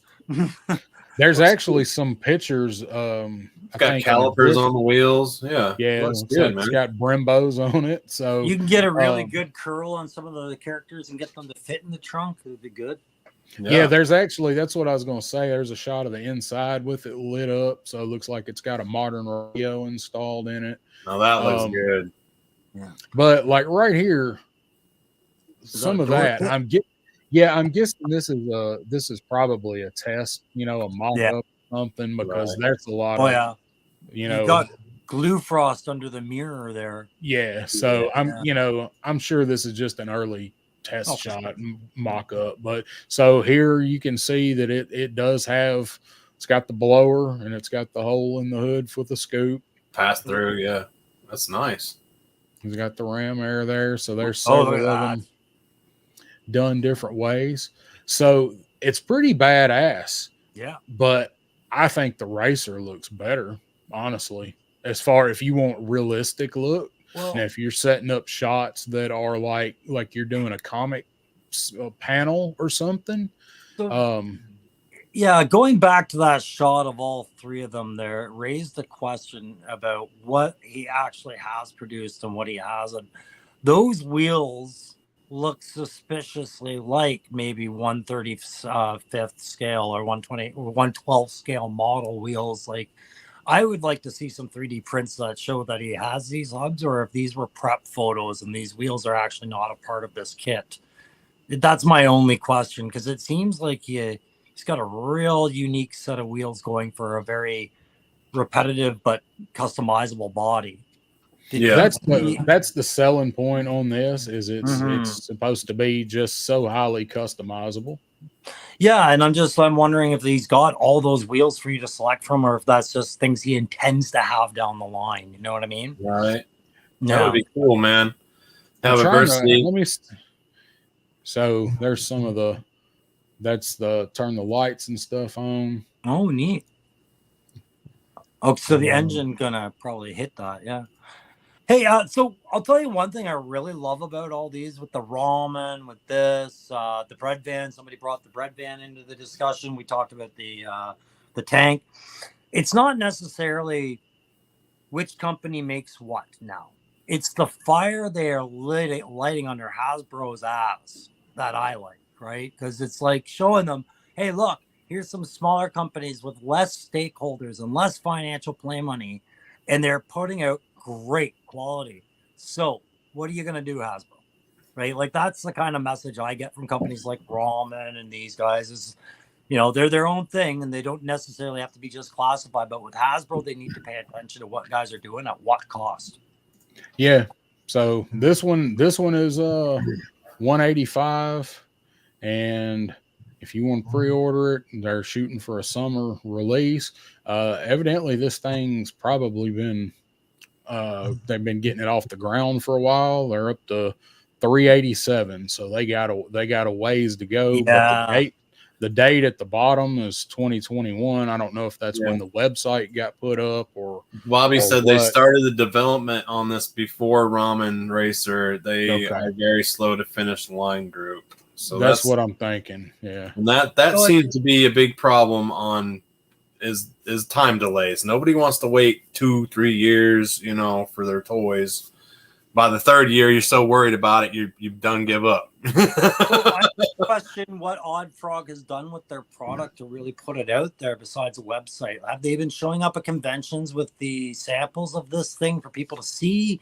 How is the news of this vehicle going out when clearly it kind of belongs in that same discussion as Ramen, doesn't it? Yeah. Yeah, I've heard. I mean, I've not heard whether or not they've had it at any conventions. I mean, Aaron goes to more of that stuff than I'll check Joe Lano while I'm there. Yeah, because I feel like 1 or 2 of these out here and a couple of reviewers' hands, say like Articulated Ninja off the top of my head. Just one of them to go out there would help maybe get those numbers up on that drive to 1,500. They're less than a third of the way in for a site that's been up since 2021. And they had a release intent of 2025 in the summer. That's not that far down the way. They need the word of. Yep. Yeah, exactly, so, Shane. You don't want the Airwolf syndrome going on. Yeah, exactly. I mean, evidently the people that are really behind it have, you know, quite a bit of faith in it. I don't know. To me, seeing the Ramen stuff in person when we saw it at Joe Fest versus what those test shots, now maybe they'll have some better shots. Maybe they'll chrome that grill on it or something, and it won't, and it'll look a little more realistic. To me, it doesn't look bad. It's just not. When I've got the choice of that one versus this one, I would buy another one of these before I would buy that. For me, I see a logistical issue in offering 65 different customizable options on a vehicle that hasn't even reached 1/3 of its startup goal yet. To me, that's saying that you have a pool of flexibility that I don't really see much evidence of being there on a Kickstarter. Yeah. Do they have that's one of the mass toys right there, the Great White, right? Yeah, so this is the one that's getting ready to start shipping soon. And we're back to Ramen here. Yeah, this is back on Ramen. So this is, he did this one because this was an unproduced mask toy that everybody wanted. I think they did a couple prototypes, but the line kind of lost steam. And then so that's why he wanted to do this one. And I want to bring this up really quick because Triple C was pushed it a few times. I know he wants me to get it out there. Loyal Subjects got the rights to mask, and they will be doing the original scale, which is it's not 3 3/4, it's 2 inch. It's like 2 inch. Hey, before we jump on this rights to mask, I remember that when Hasbro secured those, but that was clear. That was more just so that they weren't out there in limbo for somebody else to snipe, not necessarily that they were planning on acting on anything. They were quick to quell rumors of mask coming to classified, but Triple C's right to bring it up. That's where these rights lay right now, is it not, with Hasbro? It's yes, but you know, Loyal Subjects, they are gonna be doing it. Well, Hasbro licensed it to them to do the same way that they've licensed Super 7 to do the 7-inch Ultimates. And what somebody brought up, or I've heard in the chats before, is it would be smart to not maybe bring some old mass vehicles back, but I think it would be even more smarter to introduce some new mask vehicles, maybe something to spice up that line, and just give it a little jolt, a little kick in the ass, you know, to launch it out. as much as we love all the old vehicles and everything, I think Mask is one of those lines where they could introduce something completely new and it still be just as good. I know down south thinking what I'm thinking. You go ahead, down south. You say. Well, I was going to say the new line that it has it licensed out.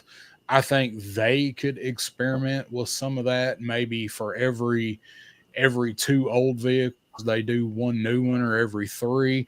They don't need to venture too far into those waters starting out, because if they don't come out of the gate swinging with the old stuff that we all want, because we're all old, they're not going to do well. But I think they could mix some in, and I definitely think it should be them introducing some new stuff instead of Ramen, because Ramen's going after nostalgia for adult collectors. Those guys are going the Hasbro route, or what Hasbro says they're doing, for older collectors, but also for kids. That's what the new ones are going to be. I definitely think Ramen needs to stick with established vehicles if he's going to keep doing the tribute vehicles. Yeah. And I mean, and you said exactly kind of the overtone of what I was saying. It's, if you look at what Classified did when they did things like Wolf Spider, I mean, even people jumped down Jodie Shooter's throat when she came out, and it had to be reminded. Well, she technically was a Joe from the history, but Wolf Spider, Parth Varma, was a new character they created for the Joe line. And people were like, we have so many other good properties. Why didn't you do that instead? I would expect that to be twice as bad with the Mask market, because Joes have been around consistently for 40 years in some form, where Mask fans have been without their new toys quite differently for a long time. It was a smaller, niche than G.I. Joe, of course.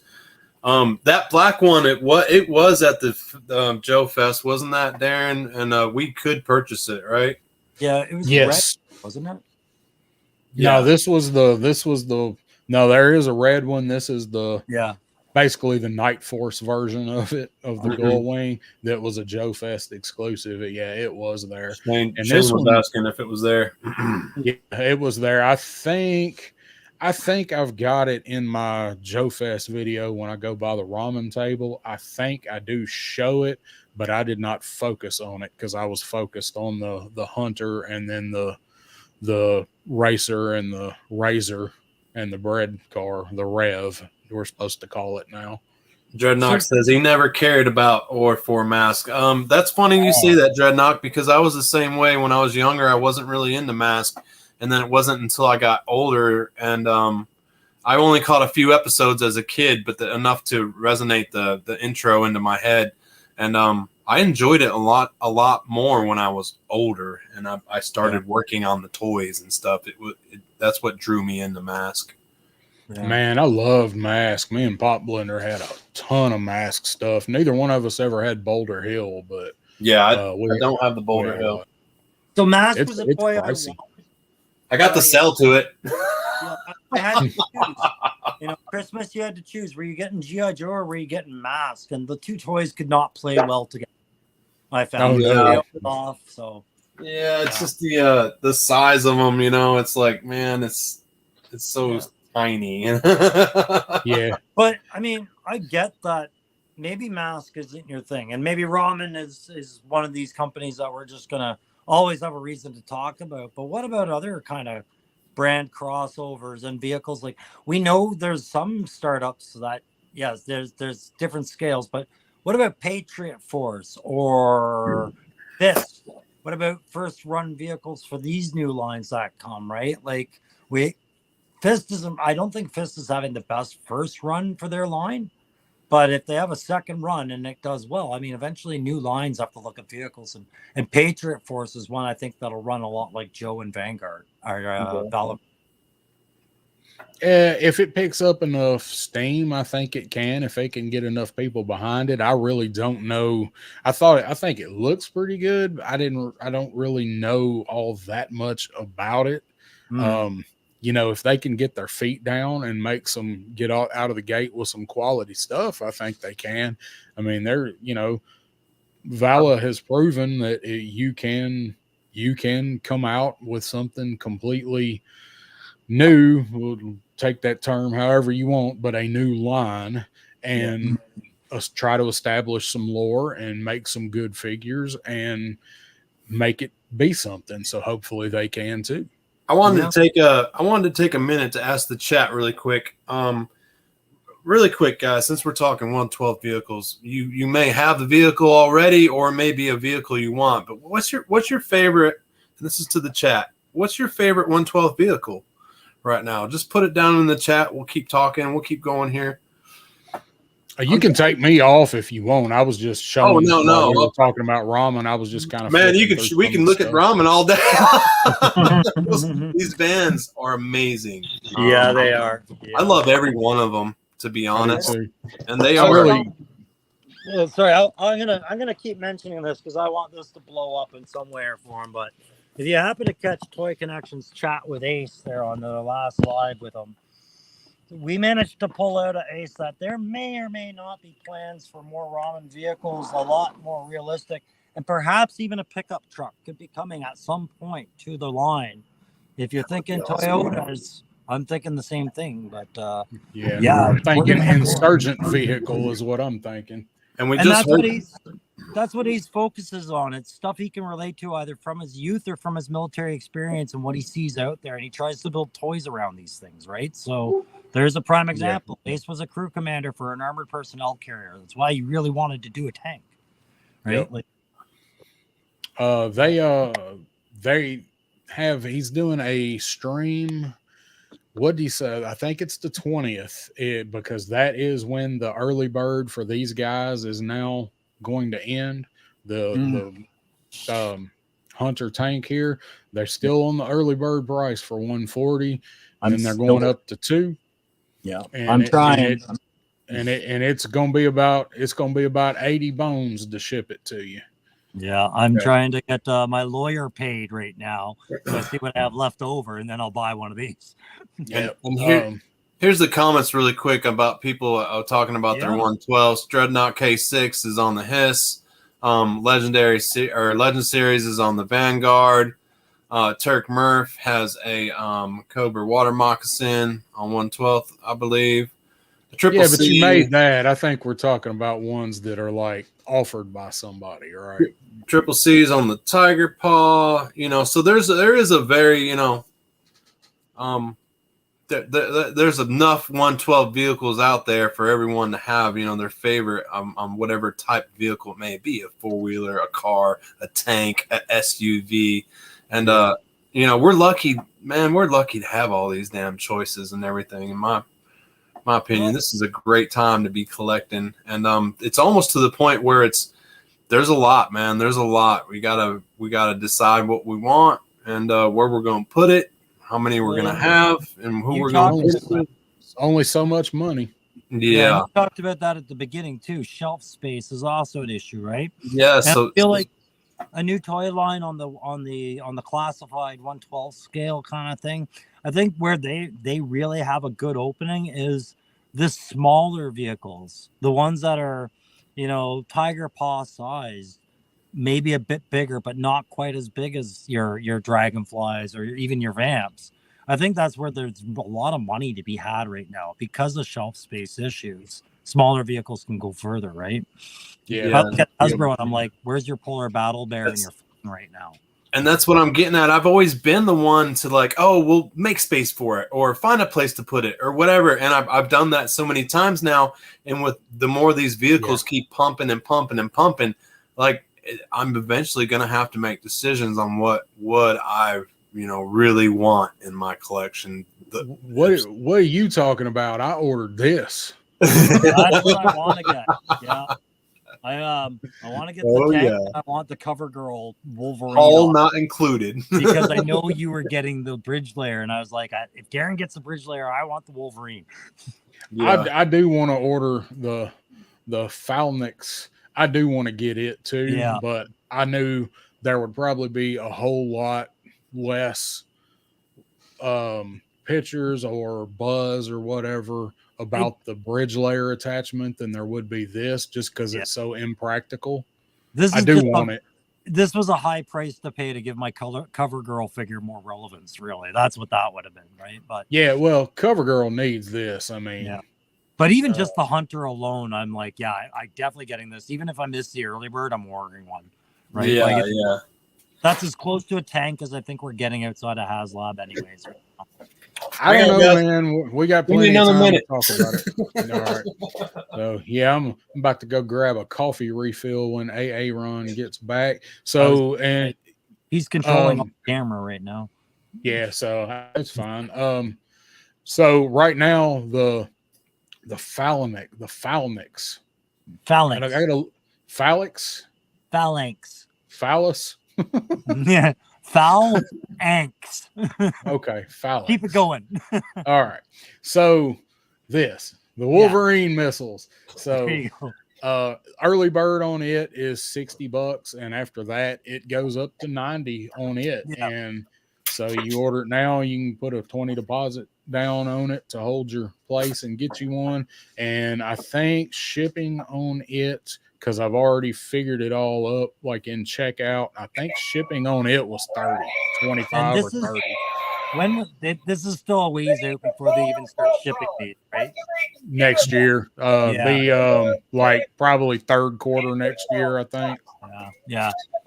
Well, I can tell Aaron got something he wants to show. I can tell Aaron's got the black line. It won't shut up, man. Now everyone was talking about Voltron in the chat, and dude, I'm here to tell you guys, I freaking love Voltron. This is the newer one that me and hang on, I'll put that up. Yeah, thank you, Darren. This is the newer one that me and Darren picked up. He's got the same thing right there on the shelf. I can see it right there. Yeah. He says it falls over on him all the time. I actually have him standing now where if he lurches forward, he's going his head will bump the shelf. That's cool. Man, this thing is cool. Voltron. It's got, when you link the robots together or the lines together, I mean, it tells what's going in, just so many different voice commands, but there is no one that loves Voltron more than this guy right here. I'm here to tell you guys, I freaking adore Voltron. And if this was ever to be in a crossover, it could be a crossover with the Muppet Babies, and I would still buy it. The Power Rangers. Couldn't it do a crossover with the Power Rangers? Anything. If they cross over this guy with anything, I will. Strawberry shortcake, dude, I'm down. I'm buying it. I just typed this in chat and before I forget it, because I saw Justin Lamister. What's going on, Justin? How you doing, buddy? I didn't see you come in. He asked about the 112 Sculpt Rolling Thunder Pixis did. Yeah, it is badass, and that made me think the guy that is doing the classified scale flag has it all put together now. And he is figuring out a good way to do a reveal on it. He started a YouTube channel, but you can't do a live until you've got so many subscribers and so much stuff out there. And he didn't know that. It's like 500. Yeah. No, not before you can do a live. No, it's like 10 or something. No, I remember. I forget lives before I had 100. Were you? Yeah. I thought okay, maybe I am wrong. Maybe it's 50, but I knew you had to hit a certain number. I forget. I think they recently just changed the rules on that, like last year. I don't know. Either way, point is that guy made a classified scale flag. It's like 12 or 14 feet long, and so be watching the socials because it'll be showing up soon. I've seen pictures of it here and there. Yeah, he's been showing his progress on sections. I think this one's all you, buddy. You got that nice creek property. You could show them and say, why don't you launch it over at my place? Yes. Hell, the creek, all the land. The creek ain't deep enough right now to put that thing in there if it floats. And two, I don't know how the hell you'd get it down there. I'd have to put it in at a different spot and tow it to where I usually do the videos. How long is that flag? Is it going to be like? How long you said it's going to be? It's 12 or 14 feet. I don't know. That's sick, man. I'll be right back, fellas.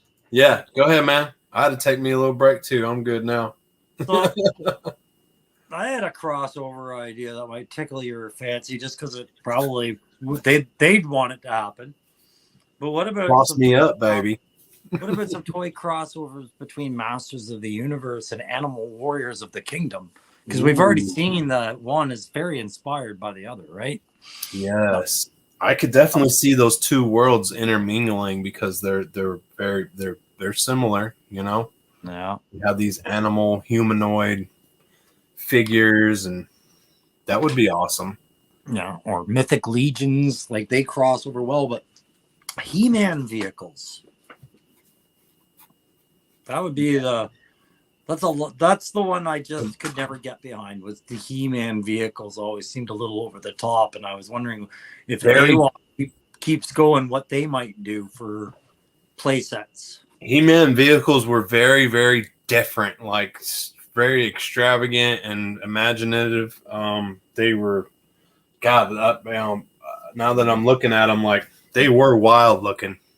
Yeah, I love some of the suggestions in the chat. Like I just saw Triple C saying Masters of the Universe and Thundercats. Yeah, that would go really well. G.I. Joe versus Alien. Hell yeah.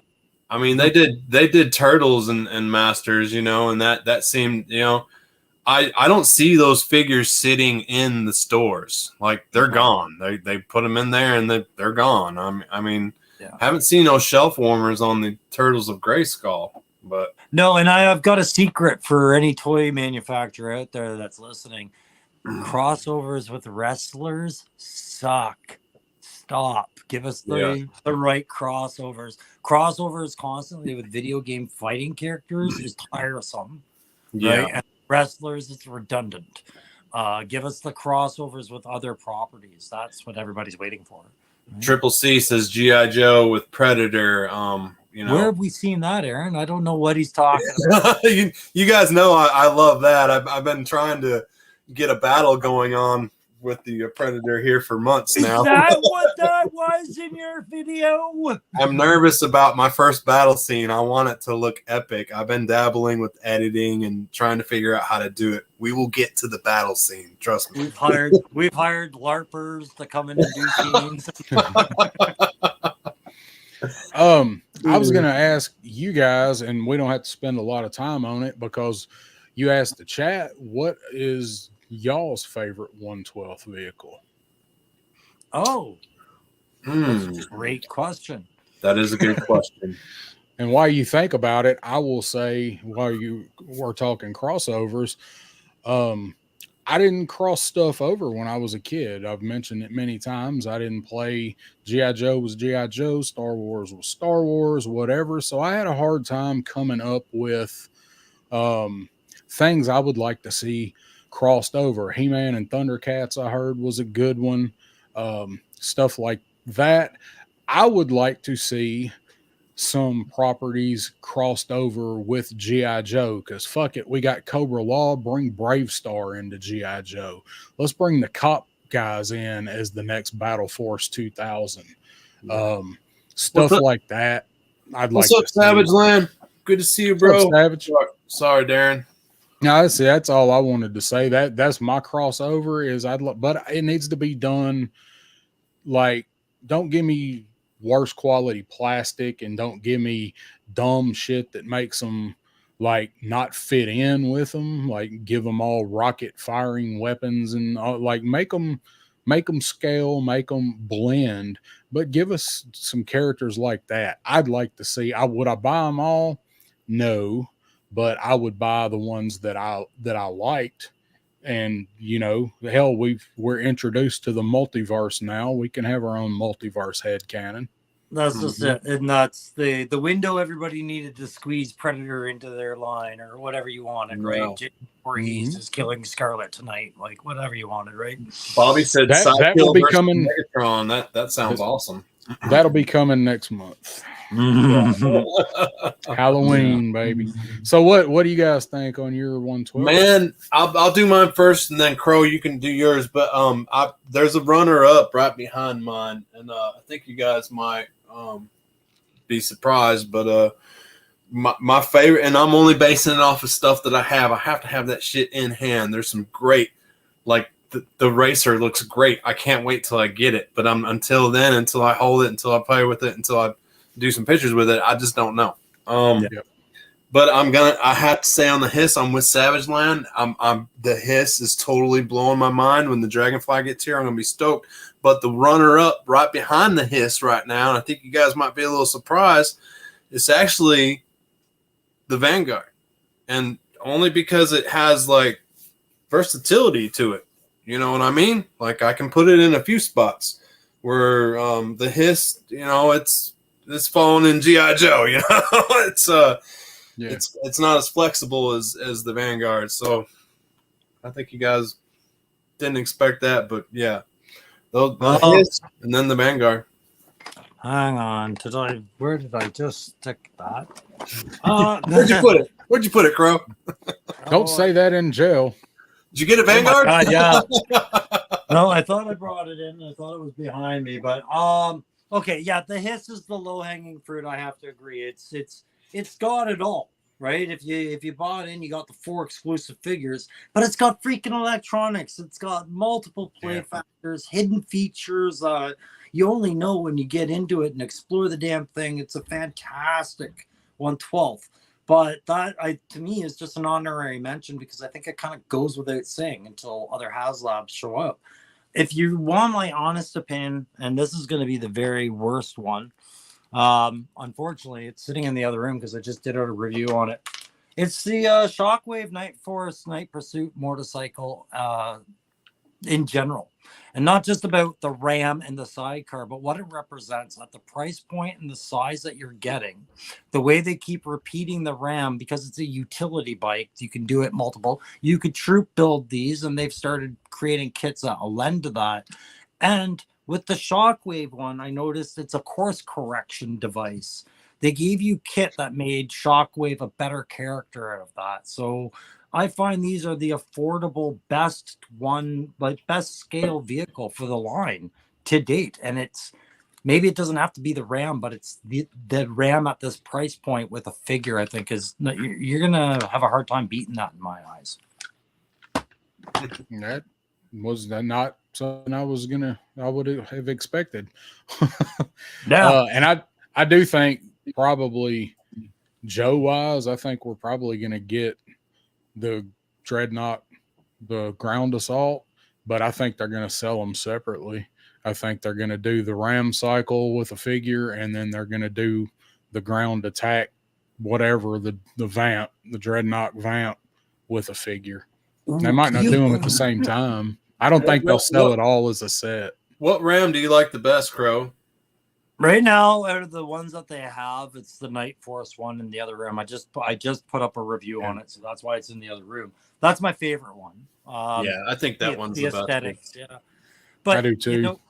Wait, guys, because some of those younger guys that like the Joes that came after Tiger Force and all that, they might get excited because if I can produce this at that price point, maybe I can do that amazing Recon sled or a Cobra Pogo.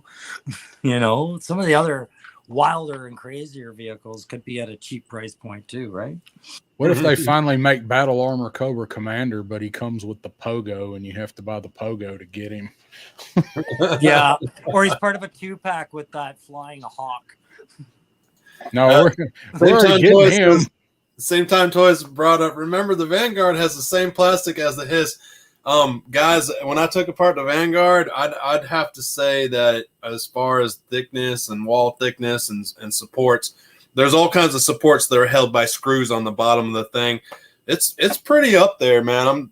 After I took it apart, you feel the Vanguard, it feels real heavy, but after I took it apart, like I knew it was constructed well. I was like, well, damn, this is pretty good. That's just from stripping the thing apart, and like all those supports and all those bracing and all that other stuff that's put in there, that's what makes the vehicle strong. And when I see all that, I just can't deny it. That's why I said like the plastic and as far as like the construction of it, it's right up there with the Hiss, man, in my opinion. I know it's not it's a totally different model, but it would make sense. It would have to be. I mean, if you've the thanks to recent interests, I've gone down a little bit of a Valor rabbit hole as far as catching up on some of his thoughts on things. And one of the things he seems to really pride himself is his knowledge and understanding of which plastics for which situation seems to be something he really kind of puts out there. So for him to release a cheaply made, poor plastic quality Vanguard would have been self-destructive. So I'm not surprised somebody's saying it's the same quality as the Hiss, or at least close. I would hope it would be. Yeah, it was right up there. Dreadnought wants to know if the Aaron, does the engine on the Stinger it does pop out if you just take a little screwdriver and lift it. It's just on pegs. Pops right out. Yeah, it comes out pretty easy. Well, what you guys and chat? Well, so wait. Did you answer your own question first? What was your favorite vehicle? No, I was hoping to get out of it. No, we gotta hear it. I just wanted to hear what you guys said. I don't know. I was gonna have to answer it too. I know what it is, man. My answer's lame. So with this thing sitting here and having it in hand, it's still the Hiss. So this is the runner up, but the Hiss is too close to perfect, and this is not far off from it. But you know, I'm a G.I. Joe fan. I'm a G.I. Joe collector, and can I use Joes with this? Absolutely, and I will. But if I'm playing G.I. Joes, I'm playing G.I. Joes, and there's really not anything to not like with the Hiss. And you know, I did get one with the busted tail light, so right. And I don't have any lights out on the Hiss. So we're all three on the same one, right? The Hiss. Well, right? and that's just it. I'm pretty sure all three of us would agree this time next year. We're really hoping we're saying that about the Dragonfly this time. Like Dragonfly's the new, right? I do, because I mean I like the Dragonfly more than I like the Hiss or the Rattler. So, and I think it's gonna depend on if there's any problems with it, you know, once we get this in hand, like how many issues are we going to have, you know, and to see if it's going to hold that rank that we do with the Hiss, you know? Yeah. I mean, they are definitely going to have to knock it out of the park with the Dragonfly to follow it up. And then Rattler after that, right? So, and then I'm hoping, so I'm looking at it from where does Hasbro want to take HasLab's thing, and I think I'm going to call the ball right now. The next HasLab that has to come out, I'm thinking it's going to be an under 300. You don't think so, eh? No. I think in order to spark faith and getting investors in, I think they need to show a back and forth on the price points at some point. They did. You know what, Crow? I would agree with you on that, because if they just keep going higher and higher, and if it's more bouncy, more like a yo-yo effect, I think they'll have a better chance getting people hope. Product. Yeah, because look how many people passed on the Rattler because it was too big, too pricey this time. But they're saying they would come back for something else, right? Like for yourself, you want the Moray, right? Yeah, but they didn't pass on the Rattler.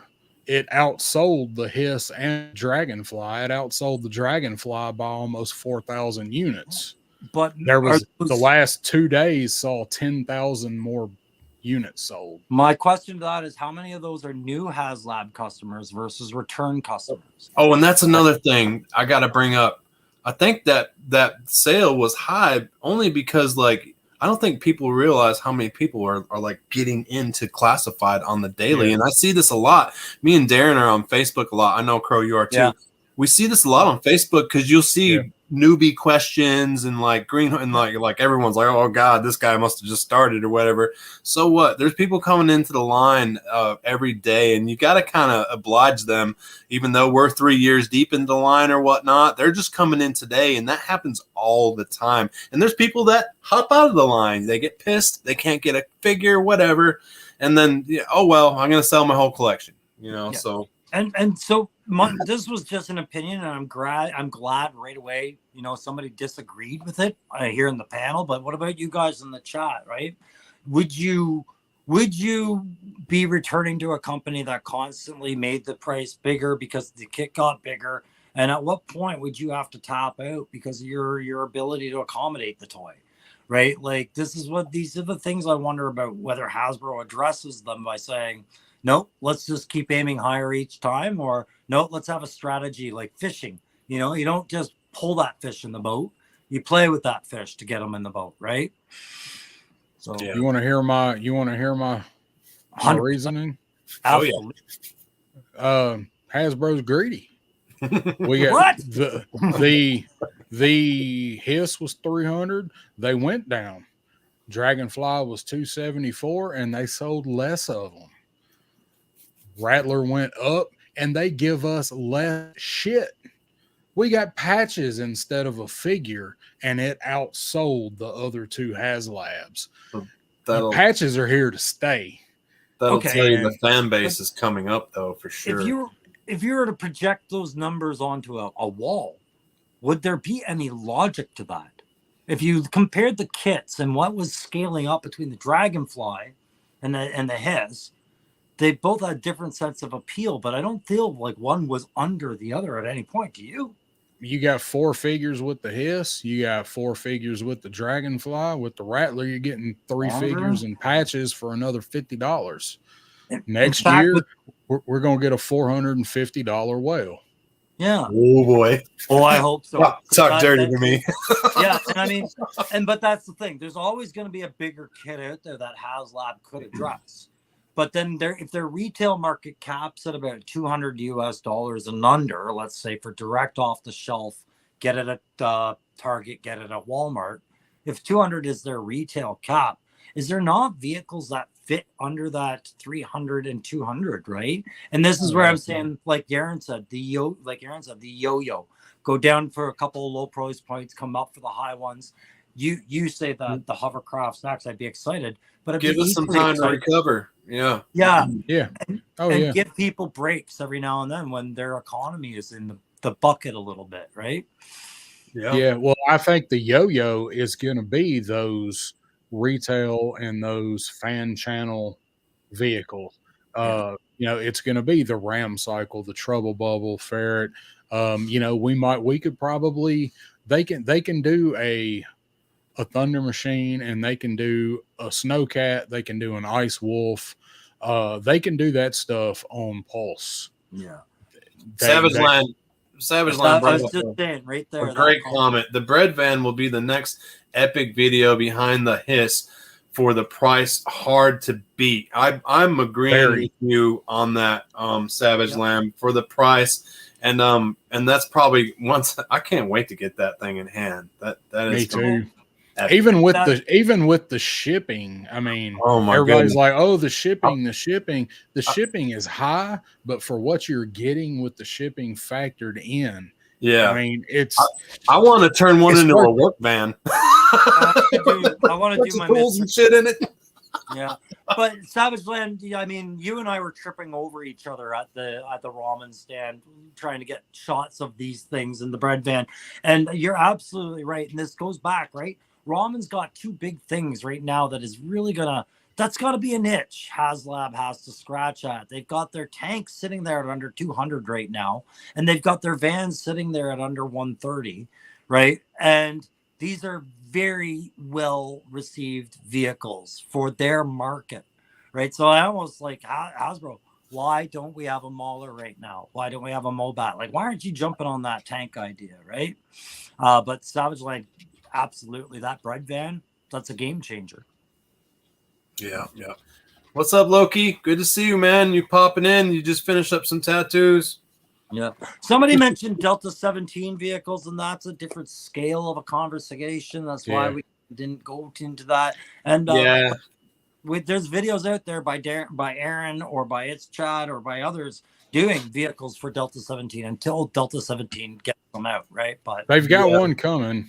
Yeah, we do have some customs, and I got some more coming out. I got to catch up. That's one thing I hear a lot of, when I talk to other toy tubers, not you guys or anything, but when I talk to other people, like they're scratching for stuff to do or digging up, trying to dig up content, and I'm the complete opposite. Like I got so much stuff that I need to do. Is like I just got a lot going on. I don't think I could ever run out of stuff to put on the channel because there's so much stuff that I need to do now. It's like never ending. But Delta 17 is one of the projects that I'm been working with, and we're doing some custom vehicles. I do have an RC boat, and we'll probably get that video out sometime next week. I'm gonna see if it floats. We're gonna see if we can drive it around the lake. So. Oh, I need an RC boat. I'll tell you one thing. Can I tell you one that I want Ramen to do? And it's not a vehicle, but it fits in the vehicle 112 discussion. It belongs here. Mm-hmm. I want to see, because I think I get what he sees in a lot of his where he goes with his stuff. I want to see him do some sort of Bond-esque missile platform super weapon assembly. Something with a platform and a catwalk, and something that could represent either a mass device or a weather dominator. Something that could pay homage to that very first playset we had with G.I. Joe back in '82, the Cobra cardboard one, but with Missile Command spin on this, yes. Because that to me is a key piece of a lot of storytelling, not just with Joe, but a lot of these toys. There's always that big mass weapon we have to stop, and I think that is something that Ramen would make amazing. And it's not a vehicle. And he could, and I mean, the way that he is approaching things like the Hunter tank, you could have interchangeable, like you could have treads and then you could put the mass device on top, or you could swap it out with the BET, or you could pull the tracks off and it's just the main hull, and then you set the weather dominator on top. That's right. And he can give it whatever silly name he wants to, right? But I mean, in our hearts, we know what these things are, just as we know what those other vehicles are supposed to be, right? The Bridge Lake, the Missile Rock, right? So, a nice base or missile command or whatever would be something, different to the game of right now. We're basically, a lot of us are just figs and vehicles, and then we're trying to build stuff. We're trying to do, we're trying to make some background and whatnot. That's a nice element that needs to be brought into this. But Ace has a very special weapon at his disposal that he shares with Hasbro, and a lot of people haven't mastered this. And this is how to really artfully smack you right in that nostalgia bone. Everything Ace does is reminiscent of something we grew up with. Either it's a Mask toy or an Ultron reflective toy, an A-Team toy, for fuck's sakes. These all trigger that nostalgia feeling. We know that sells, right? Yes. So I think he's got a real mad skill with the realism of his properties, his ability to hit that nostalgia without actually going after the named property. You know what I mean? Like, he doesn't call his stuff Ultron. Yeah. Right? Top Gun, another one he's hit. Top Gun, killed it, right? Like, she's got the best idea of the fucking night. Christine, I'm going to tell you right now, and that's why I put this up there, because I just thought about that a couple days ago, putting in some Bluetooth or incorporating it into one of the vehicles so you can just have sound coming out of it. That's a brilliant idea, and I probably will fabricate something like that. I was actually looking at the smallest Bluetooth capable sound system that I had, and I think I can pick something up smaller off Amazon if I just hunt it down. That is brilliant, and that's something that can be incorporated in vehicles, play sets, all kinds of stuff. I think that's a brilliant idea. I'm glad you said that. Obviously, Darren's been thinking the same thing. Yeah, that's a brilliant idea. I just want to try one thing. Hang on. As customizers, we're always trying to shoot ideas back and forth. I was gonna say, so what would you guys? I might have already said it, and we went somewhere else. What do you guys want in 112? Because I'll tell you, just because we're kind of already there with Christine's comment, that is what I want in 112. I want show and movie vehicles in 112. I wouldn't buy them all. I couldn't buy them all, but the ones that I wanted, if they were there, if they were quality of this racer done up as the General Lee, give me the A-Team van, give me the DeLorean, give me Kit, give me the Starsky and Hutch car, give me some of the Bond cars. that kind of stuff more than any other type of military stuff. After having the racer and seeing, other stuff, I'm covered as long as G.I. Joe keeps making cool vehicles. But I would love to have a line of movie and show vehicles that are as well done as the racer is. Yeah, I'm totally with you on that. I agree. I would love for all of them, the ones you just named off, and I would be even happy with like just normal vehicles that weren't too crazy expensive that I could add to my collection. Like, I don't know, a hatchback freaking Fox body Mustang, a freaking Corvette, just whatever that I can pop a Joe into. It's the Joe getting into his little car for the getaway weekend, away from the base. And we've seen it a bunch of times on the cartoon. Oh, I got some off time, and then some shit happens while they're on their off time, But yeah, it's so playable into like X-Men and Legend series, and just you could use it in a lot of places. Diorama setups, but affordable, real 112 scale vehicles. A garbage truck, maybe. I don't know. Yeah. A bus. Yeah, and I don't really see that's the cool thing about Ramen is he recognizes the need for stuff. Like he says, if he recognizes there's a need for something and it's something people want, he'll look into it. He's been asked about other things from other lines, and he's actually said, no, I feel like what we have serves the purpose well enough, and I don't think I could do it better. It takes a lot of balls from a toy maker to say, I don't think mine is needed. I'd rather do something else that fills a void. Yeah. I can tell you some that I'd love to see because I think they go far across a spectrum of that scale of toy. There is a few things. One, if I had a mansion, I would do this. A train. I want a train engine and at least one or two cars for a background.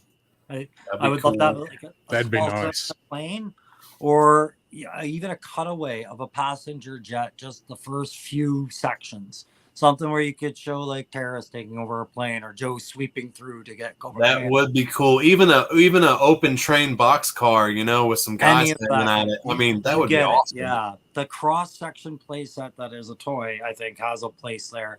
But I mean, again, where it could get too big. But the last thing is, I don't care. I agree with Aaron. Even the common vehicle. But what I would like to see is something that I started seeing in tabletop gaming, starting to come over with 3D printer guys. I'd like to see it come over into our neck of the woods. And that's a car that comes with an option, just like the Cobra Rattler. It could be shot up. You could change that windshield up for a shot out one, a couple of barrels for some rusted out or banged up ones, right? Or completely devastated, crushed, no wheels, crushed down to the ground, or brand new.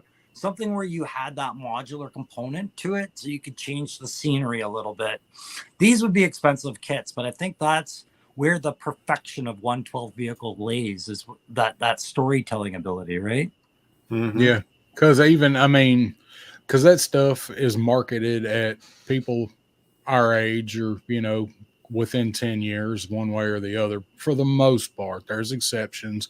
And something like that, it says on the box for the racer, it's an adult collectible.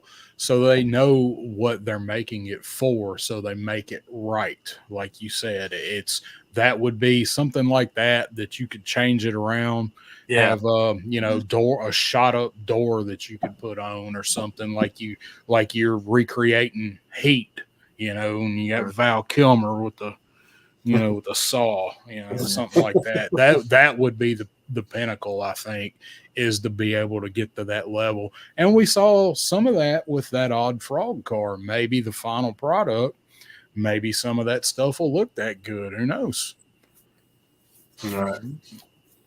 Yeah, I do like what the Vanguard brought with the weathering of the mud effects and everything like that. I think we need more of that. How many vehicles are in any kind of situation where they look right off the assembly line, fresh coat of wax on them, right? Yeah. And honestly, that's the first one that I can think of that's ever done that. And you guys probably seen my video. it's hard to make that mud look as real as they. I mean, I think they did a damn good job with it, man. Yeah, there's a technique splatter that's at play on that. And I mean, it's all on the bottom and everything. I mean, it's like it's pretty good. It's not bad. Looks nice. Looks great, right? Looks like it's been around.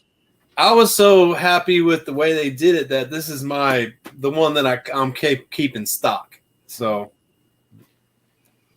right choice. That's my stock. I like it. I still haven't seen that thing in person yet, so I don't know how it would fall on my favorite stuff in 1/12, but I still haven't actually gotten to play with one yet. So yeah, I imagine it'll be up there. I haven't seen enough negative stuff to outweigh the positive on that. I know there's negative stuff to be said about it, like any other toy, but like I said, when I can monkey pile six figures into that thing plus a couple hanging off the sides, that goes a long way with me. And that's one of the things that's good about it. I mean, as much as you can even get them on the side and everything, you know. I love the idea of the trunk monkey in the back, man. The guy on the back there. Trunk monkey. You could throw bodies in the back if you needed to. I mean, whatever. That's what we used to call our surveillance operators in our code. Oh shit, that's funny. I was thinking about the actual trunk monkey because that's what they're named after. They goes out and beats the guy with the wrench. Yeah, but it's heavy too, guys. It is. It's got some that's what I need. That's what I need if I get one. Actually, I need one for anything that's got a removable. You could put one in the hiss. There's got to be a AWOC monkey, like basic monkey dude that you could do that you could turn into the trunk monkey 5000. Oh yeah. Well, AWOC's got a lot of apes and stuff through it, man. I was just thinking about just like a plane, just a troop builder one, and I know they have some of those. Yeah, I don't have no AWOC handy. It's at the far end of the room, but so Shane's taking off, guys, and before he does, it's probably too late. He's probably gone. But Trunk Monkey, I do have a Trunk Monkey figure. I got it from Michaels, and it was for my Snake Plissken to hang it with his little cargo truck there. I made that Snake Plissken a while ago. But this was more about any which way but loose kind of feel for it. But yeah, Trunk Monkey. So I got great. Yeah, that's Shane. Drive safe to work. I guess I'm the new Valis shill. Swinging for the man. I don't think so. You have to get a T-shirt while you're down there in Joe. I'm telling you guys right now, Bobby will never send me nothing for free. I don't think he'd send it for you even if you pay for it. Suck up. He did. I put that to the test, and he really did. So I got to give him credit on that. Listen, this is the ultimate test. If he's going to sell me something face to face at Joe Lanta in a couple weeks, and I don't know how. Should I film it? What should I do? No, don't film it. No. Go let it done and buy your We'll talk about this offline. Okay. But some damn toys. I can definitely see you ordering another Vanguard and having a turd in the back of that hatch. That's what I was when I got the box, and because Bobby knew who I was, and I ordered it after all that stuff went down, and I'm putting my ear to the box and listening, and I'm like, no ticking. There's no funny smells. I smelled the whole thing. No funny smells. That's just that, eh? But the next one, the weathering all smears, and it's a different shade of brown. Don't think I haven't thought about that. Okay, enough. Yeah, I checked it. Yeah, that's probably good on that. No, honestly, man, he got it to me quick, man. It was like here in a week, and that's from ordering it right at 3 days after it dropped.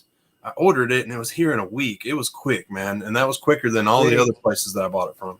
Wait, you didn't make excuses for delays, or he did not. He spit that bitch right out to me. I bought other stuff too. I bought rocket launchers and some figures and stuff like that. So, but it's normal for you to get a release date and then it doesn't show up for months, and then they tell you it's delayed. That's normal. Oh, speaking of release dates, I got charged for the Twilight Sentinel and the still brigade commander. Yeah, I missed out on those. I missed out on Falcon. I thought I wouldn't miss Falcon. I missed Falcon. But I think so they're he's charging still up for at those Walmart. now, right? Like Yeah. just now. Yeah, and I still haven't gotten charged for my Rattler, guys. As it stands right now, I'm not getting a Rattler. Oh crap! You haven't got charged for it? No, there's some shit going on with some payments with Hasbro right now that's affecting some people. I'm one of those people. My payment didn't go through. Oh, okay. I think I might have the same thing going on. I'm waiting for an email back, but I've heard a few. Yeah, I didn't know other people were having troubles, man.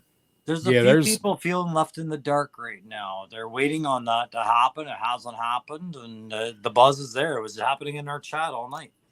Dang. Oh no, I got no, I didn't get just like not an email that I got charged for it. I got an email saying that my payment was declined for it, and that payment, and I know the reason because I've called. That payment, there's no reason that payment should be declined. For some reason, according to Hasbro, now, mind you, this is all after their clusterfuck with their website and their app that still sucks. I changed my payment method to another one that I had used that I had on file. That's what I did. I was going to use PayPal credit, but I used another card, and I changed it, I don't know, 4 days before it ended to a card that was on file that I have used to purchase from them before. It's saved as a payment type. I changed it to that card, and I was waiting. I woke up, was waiting to see if I was going to get my email. Yay, Rattler, interest. And no email. And then later in the day, I got I hadn't talked to you since this happened. So I got an email saying that my payment for it was declined. And I called Hasbro, and Hasbro told me my card didn't go through, and they couldn't tell me why. I had to call my card provider. I said, this is a card I have used. Nothing has changed. I haven't had to replace the card. I'm going to tell you, just because I can see right now, this is a retail-based issue. So I think what's been going on is you inputted the data for the card that you intended to use the first time. I don't think their system was set up at all for people to change cards with a down payment that they hadn't quite taken yet, that there was scheduling on one card to suddenly shift over. If there's an automated system at play, I feel like that's what the fuck. Oh man, please say they tell you they can do that it shouldn't be a problem, but what they don't know is their system rejects it. I'll be so mad. They so I told the customer service person, I was like, so a card that I've had saved that I've used before that to order from you guys, I switched to that card, which it says right there, change payment type. And I changed to a saved payment type. And it says it right there on the screen now, pay with blah, blah, blah Visa. You telling me that didn't work? And he said, nope. And we don't know why. We can't see why. Okay. So sounds to me like they still have to honor you at some point if they can't explain why. That's what I'm saying. Like, hell. So I called my credit card company. Mm-hmm. Credit card company was able to see the reason why, and they told me it was because my shipping address did not match my address on the card. Oh man. I haven't fucking moved. It's the same address. That's crazy. So what did they tell you was the difference in the address then? That's what I'm trying to find out. So I went back, looked at my account info on Pulse, and I have 2 addresses saved. I had 2 addresses, but they're the same address. I don't know why there's 2, but it shouldn't matter because they're the same. I feel Darren coming on with another Hasbro, you done effed up. video. Oh yeah, yeah. As soon as I get it resolved, yeah, you better believe there's going to be another one of them videos. Views going through the roof, baby. I can literally taste how much this is hurting my head to think about. Oh, I'm nervous now, bro. Okay, so what the fuck? This took place on Tuesday. This was yesterday. Called, got it figured out from the credit card company, called back, I got online. When I got home yesterday, I deleted the other address, made sure that my payment and my shipping address were the exact same address. There's a little ticket that you can check. I made sure it was checked. I deleted that card, re-entered that card, and saved it as a new payment method, and deleted the old one. That's it. That's the only version of that card that's saved. I called them back this morning. I said, when will they try charging this again? They said they would run charges again tonight between 5 and 6. And I would get an email. I'd get the normal email. Hey, thanks for paying for this, blah, blah, blah. But guess what? I ain't got that fucking email. What's the last day? It's Friday, isn't it? To get it in. You've got 15 days on a HasLab. Oh, it's 15? I thought it was 5. It is 5 with normal pre-orders. Oh, okay. With the HasLab, they extend it to 15. So guess who I'll be on the phone with tomorrow if I don't get that overnight tonight? Yeah. Because if they fuck me out of this HasLab, I'm done with Pulse. Yeah, I will be membership and all that, man. Yeah, I will ask them. I will ask them if they will prorate me a Pulse membership for the rest of the year, and I will order all of my shit from somewhere else, and I will give Pop Blender the money to order an extra when he orders the exclusives. I'm telling you guys right now, it's going to be torches and pitchforks, baby. If we don't get our husband, we don't get our HasLab. When hasn't it been pitchforks and torches? So yeah, I'm checking email now. So the only one I got was I got the one for the payment approved that went through for the Twilight Sentinel 2-pack. I got that one, but that one I have set up through PayPal. I only had the HasLab set up for this other one. PayPal uses everything else. We're gonna call Shane a wreck. He can't put the show down. Now I got a message from somebody else Tuesday morning, early yesterday morning, asking me if I got charged for it because they were also going to use PayPal credit, which is what I was going to use, but I actually used that for something else just to make it work out a little bit better on payments and getting it paid off. So they did not get charged yet as of 6 o'clock yesterday morning using PayPal credit. But later they messaged me and said, hey, I got charged. So, but that was still going through PayPal credit. So yeah, I'm not real happy.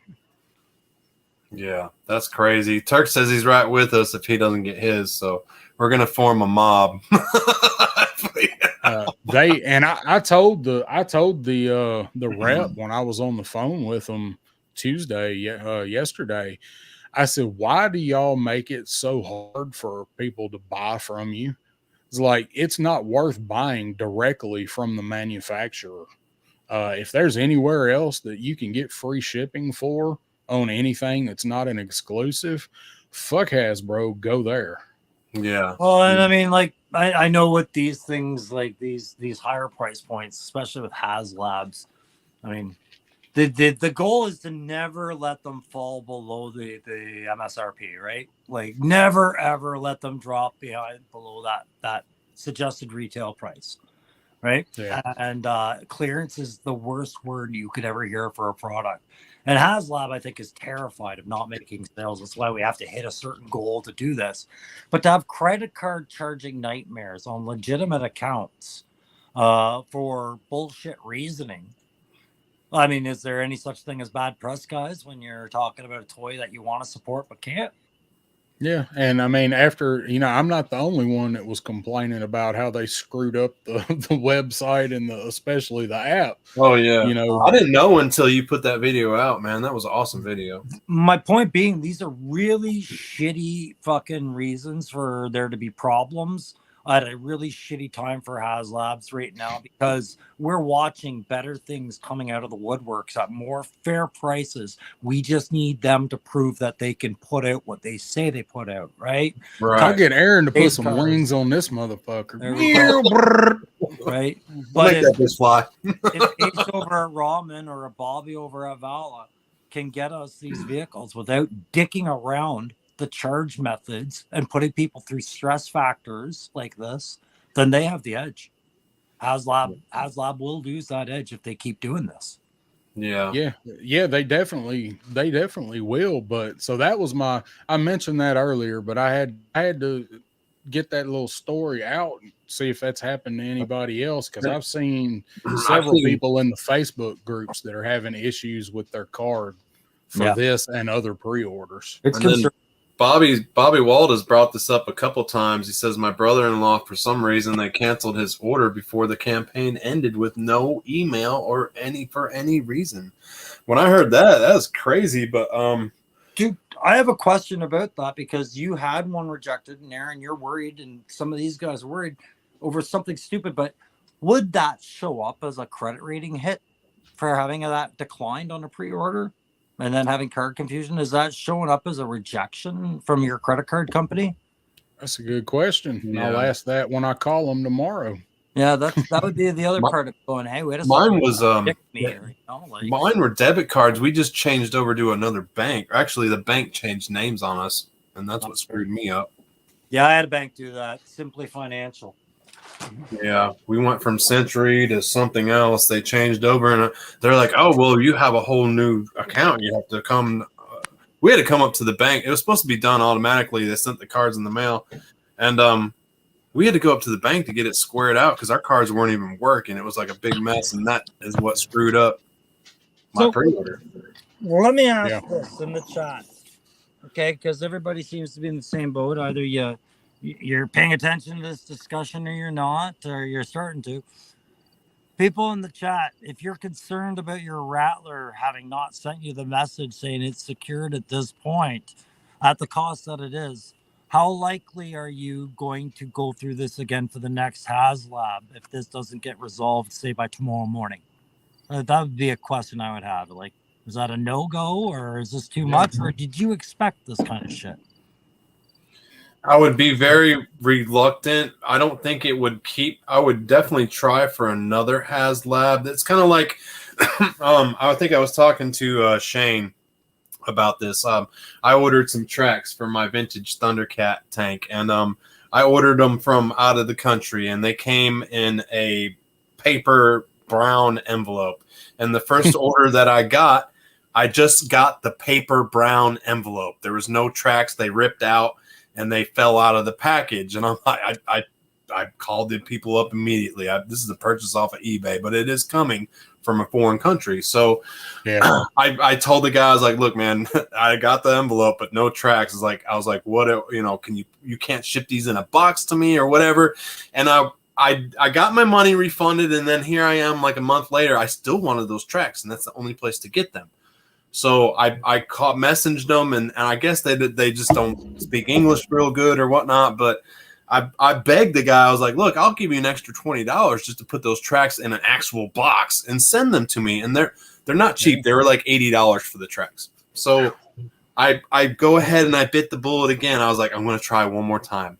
And I did buy the tracks. They did get to me, but they were in that brown envelope again. This time it wasn't ripped open, and it had some tape around it and stuff. But I was so nervous, here's a company I ordered from. They kind of screwed me over by shipping it in a cheap, paper bag, obviously. And they refunded my money, but I was like, do I do it again? Do I do it again? So if something does get screwed up with the Rattler, as pissed as I'm going to be, I don't think it's going to make me not want to do a HasLab again. I'll be pissed if it keeps happening, oh my God, what's going on? But due to my certain situation where my bank did change over, if it doesn't get processed, I'll be real upset. But at the same time, I kind of understandable. Yeah. With my yeah, not. I'll find somebody that has it and probably order it. If definitely get it. I don't wind up. If I don't wind up being able to get the HasLab out of their janky system, you know, the pre-orders and the website and the in and out of stock and all that shit's one thing. But when you start, like, when people are trying to pay you for something and, you know, it's some kind of technical error somewhere, but of all the things that you would think you would have ironed out, it's being able to get people's money for stuff they're trying to buy from you. So yeah, I mean, Hasbro. I'm very displeased. Yeah, and it's already remembering, right? They got to do the pre-order on the Rattler before you had your Dragonfly in hand too, right? Like there's a little salt in that wound that I was willing to ignore the first time because it wasn't overly involved, but I feel for people now because it's like, man, that's a lot of money tied up in a toy. And I was really excited to get the Dragonfly. Like, you know, we should have had it by now. You know, like I was stoked for that. So, I mean, I'm still not happy about that, but I'd rather it be right. I mean, we talked about that earlier. They know they got to kill it with the Dragonfly. So yeah, that's the hope, is that they make good with that, right? But I'll tell you, the thing about the Rattler was it was its size. The patches were a little bit of a letdown. I mean, I didn't think they were a horrible tier, but I definitely didn't think they were better than a figure. And the overall size and then the price tag. But what I saw was, you know what I liked better than the Rattler? I liked my tanks. And Ramen had a tank. And that tank cost 1/3 of the cost almost. Like, you know what I mean? Yeah. And so when I see Hasbro doing overlapping projects, money issues that maybe are not the consumer's fault, but the company's fault itself, that drives me even more to these other companies. Yeah, and that's something they're going to have to look hard at, is exactly what you're saying. If they're going to keep shit in the bed with the one thing that they should have ironed out, and, you know, people should be able to see their products, order their products, and pay for their products. And if they can't get that part of it straight, people are going to flock to these other companies for stuff that are complementary to their G.I. Joe collection. Because, you know, fuck them vehicles. I want a tank. They got a tank over here that people don't have a problem getting. Yeah. So that's where they're going to go. One day. I saw Triple C said on that it was a large purchase, and maybe that's the reason.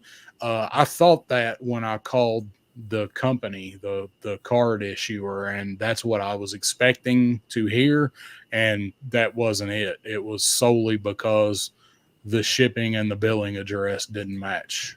Yeah. I just want to just stop Linda's comment. It's funny, you could hear the cricket, no problem. You can still probably hear them now. But earlier, you didn't hear the 13 coyotes howling in my backyard in the woods back here behind me. If they happen again, I'll raise my hand and you'll hear them all.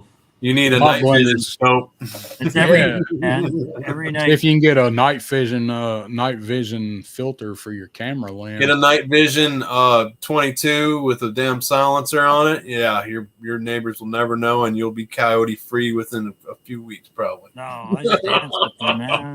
Me and these guys get along. I drop coyotes every time I see them. Yeah, anytime I see a coyote. Pop Blender he's pet crickets at his house when he's out back at his house too. So yeah, those coyotes, I wonder if they'll kick up again. Ooh! Boy, oh boy, are they? A coyote is a nasty animal, and they attack pets like crazy. And they do here.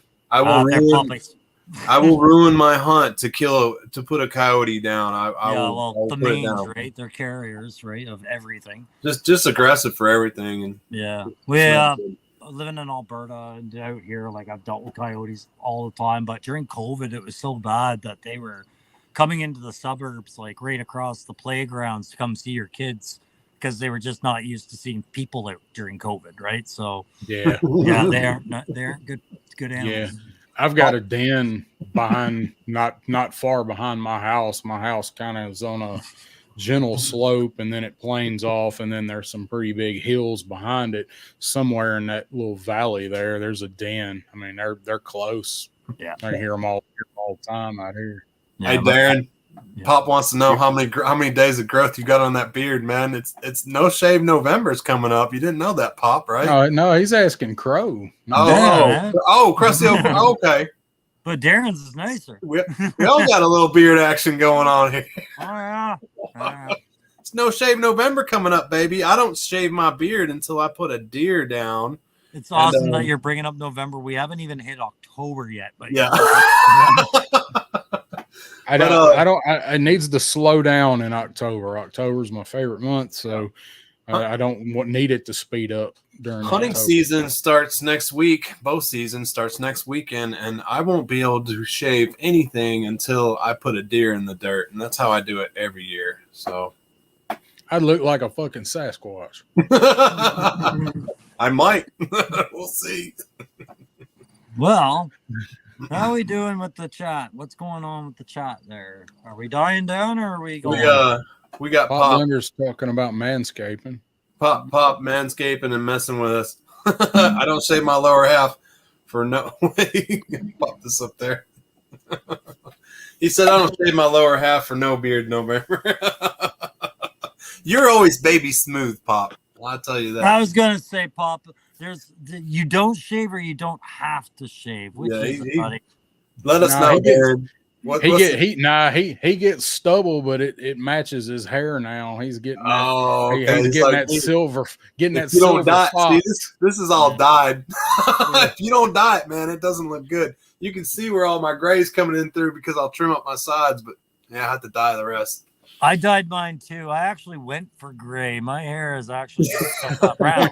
You dyed it gray. Yeah, I thought it'd be more distinguished. I was wrong. Yeah, my whole beard is gray. If I don't dye it, so I'm not about to dye my fucking facial hair. Darren hasn't gotten that old yet. He's not to that. I'm older than you, and there's plenty of gray in here. The longer it gets, the more gray I find in it. Darren's got better genes. If Darren dyed his hair, I'd start calling him Sugar Ray. Anyways, oh man. Well, hey, I think we're about to wrap things up. I know Missy's ready for me to get out. She's about crashed out, and we covered a lot of 112th, man. I like talking about 112 vehicles, and that's why I just do this idea. I appreciate you guys coming on here, and I got one more thing to show real quick. 112. Me too. Yeah. Let's see it. Show and tell. Oh, show and tell, baby, all the time. You ready, Crow? You can go first. Oh, well, I didn't want to jump in on it. This was on a video. I just want to say, thanks again to K-Skills for the Buzz Lightyear X15 that will be turning into a conquest kind of thing. There's a 112 vehicle, Buzz Lightyear vehicles, and I know Gun Bunny Customs come across another one from this line that he turned into a shark. So. Those are so cool, man. Those are awesome. I gotta get one. Yeah, I've seen some cool stuff done with those. Yeah, and that was me, Darren. What's your final show and tell for the night? Oh, I was gonna show this the other night on Punk, I think, on the pit the other night. But yeah, I missed it. I know we've talked about you don't have Dollar Tree up there, but you've got an equivalent, right? No, we have Dollar Tree, just not as much. We have Dollarama. A lot. Okay. Dollar Tree Same in select areas, yeah. Okay, so at Dollar Trees right now, they've got the Halloween stuff showing up. Dollar Tree has a lot of cool Halloween decorations they have for years. This year, they have these. Oh, yes, I've seen those. So I have not. No way. Dude, so that's awesome. And I put the skeleton back in the car, but there's Deadpool. Yeah. They are perfect for 112 figures. That's a 6-inch Deadpool, right? Yes. Yeah, that's an actual 112 Deadpool. He's got a real Deadpool. So they are Joe's will fit in them. The skeleton fits in them. They are $1.25. Yep. And they are the iridescent plastic. So I've already painted one. I hadn't finished it yet, but I've painted one, and I'm going to brush the embossed skeleton with something, bronze or like a bone or something. Yeah. So, but I left the inside of it where you can see the translucent when it opens. So they're out there if something y'all are interested in. I gotta try to find. Yeah, I gotta find that. I'm glad you like showed 5. It validates the interest I saw in them because I was like, those look like they'd be perfect for it. And now that I've seen you buy them, I'm glad somebody else saw it too. Yeah, they're perfect. Have you seen these? The candle holders, the Halloween candle holders? Oh no! Yeah. Damn. Yeah. So you want to know? I already told you guys one thing that I secretly was going to do with one of these, but I just figured out another one. It's a candle holder. The candle goes on top, but now it's a throne. Nice. Right? Could turn that into an evil chair, right? So just Yeah, Halloween time is so much fun. I've got something similar I'm gonna do, but not a throne. So yeah. No, like throne. Yeah, that's cool. Yeah, dude, that's awesome. I think we were trying to get out of here, weren't we? Yeah, Woody 222's taking off. I know a lot. We're getting to that point where we're almost at 3 hours, and I appreciate you guys. You know, I normally don't even go that long, but appreciate you guys hanging with us and hearing our thoughts on 112th, and we'll do it again sometime. I'll probably put out a video showing all my 112th before and afters of what we fabricated on the channel. And next time you see the Backyard Battlefield, I believe it's Darren's turn. Yeah, it's Darren's turn to host, so it'll be on his channel next time, and we'll come up with some topics. You guys don't be afraid to send us some messages, maybe of some topics you would like the three of us to chat about. Maybe something you would like us to do. That'd be a little different. Yeah, you just got a message you need to check. Oh, Pop Blender. Hey, bro. Thank you, sir. Look at that. The $5 super. Thank you, bro. I think that's the first super chat where I've ever been on screen and been a part of that. I think that's the first one the Backyard Battlefield's ever got, man. Thank you. Nice. So you got to split that 3 ways. My Joe bros. Oh, look, YouTube just took it all. Yeah, you got to split it 3 ways now. Thank you, Pop. I'm gonna send you guys something. Send us a check for like 96 cents. I'll send you some GPKs. Which one of you two is closest to Vegas? Let's grow this bitch. We're probably about the same distance away. All right, I have faith in you guys. Go hit those tables. All right, shit's done. Seems like everyone had a good time in the chat. I appreciate you guys hanging with us, and it's always fun on the Backyard Battlefield because we don't always agree on the same thing, do we, guys? No, that's what makes it great. And we can agree to disagree. Yes.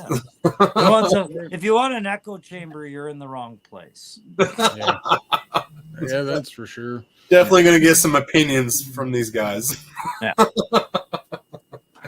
All right, before everyone. you go, Aaron, what do you got going on in your channel this week, by the way? Oh, well, the main thing that I got going, and I'm going right out to the garage after. I'm going to probably pound more coffee and go into the garage right after this.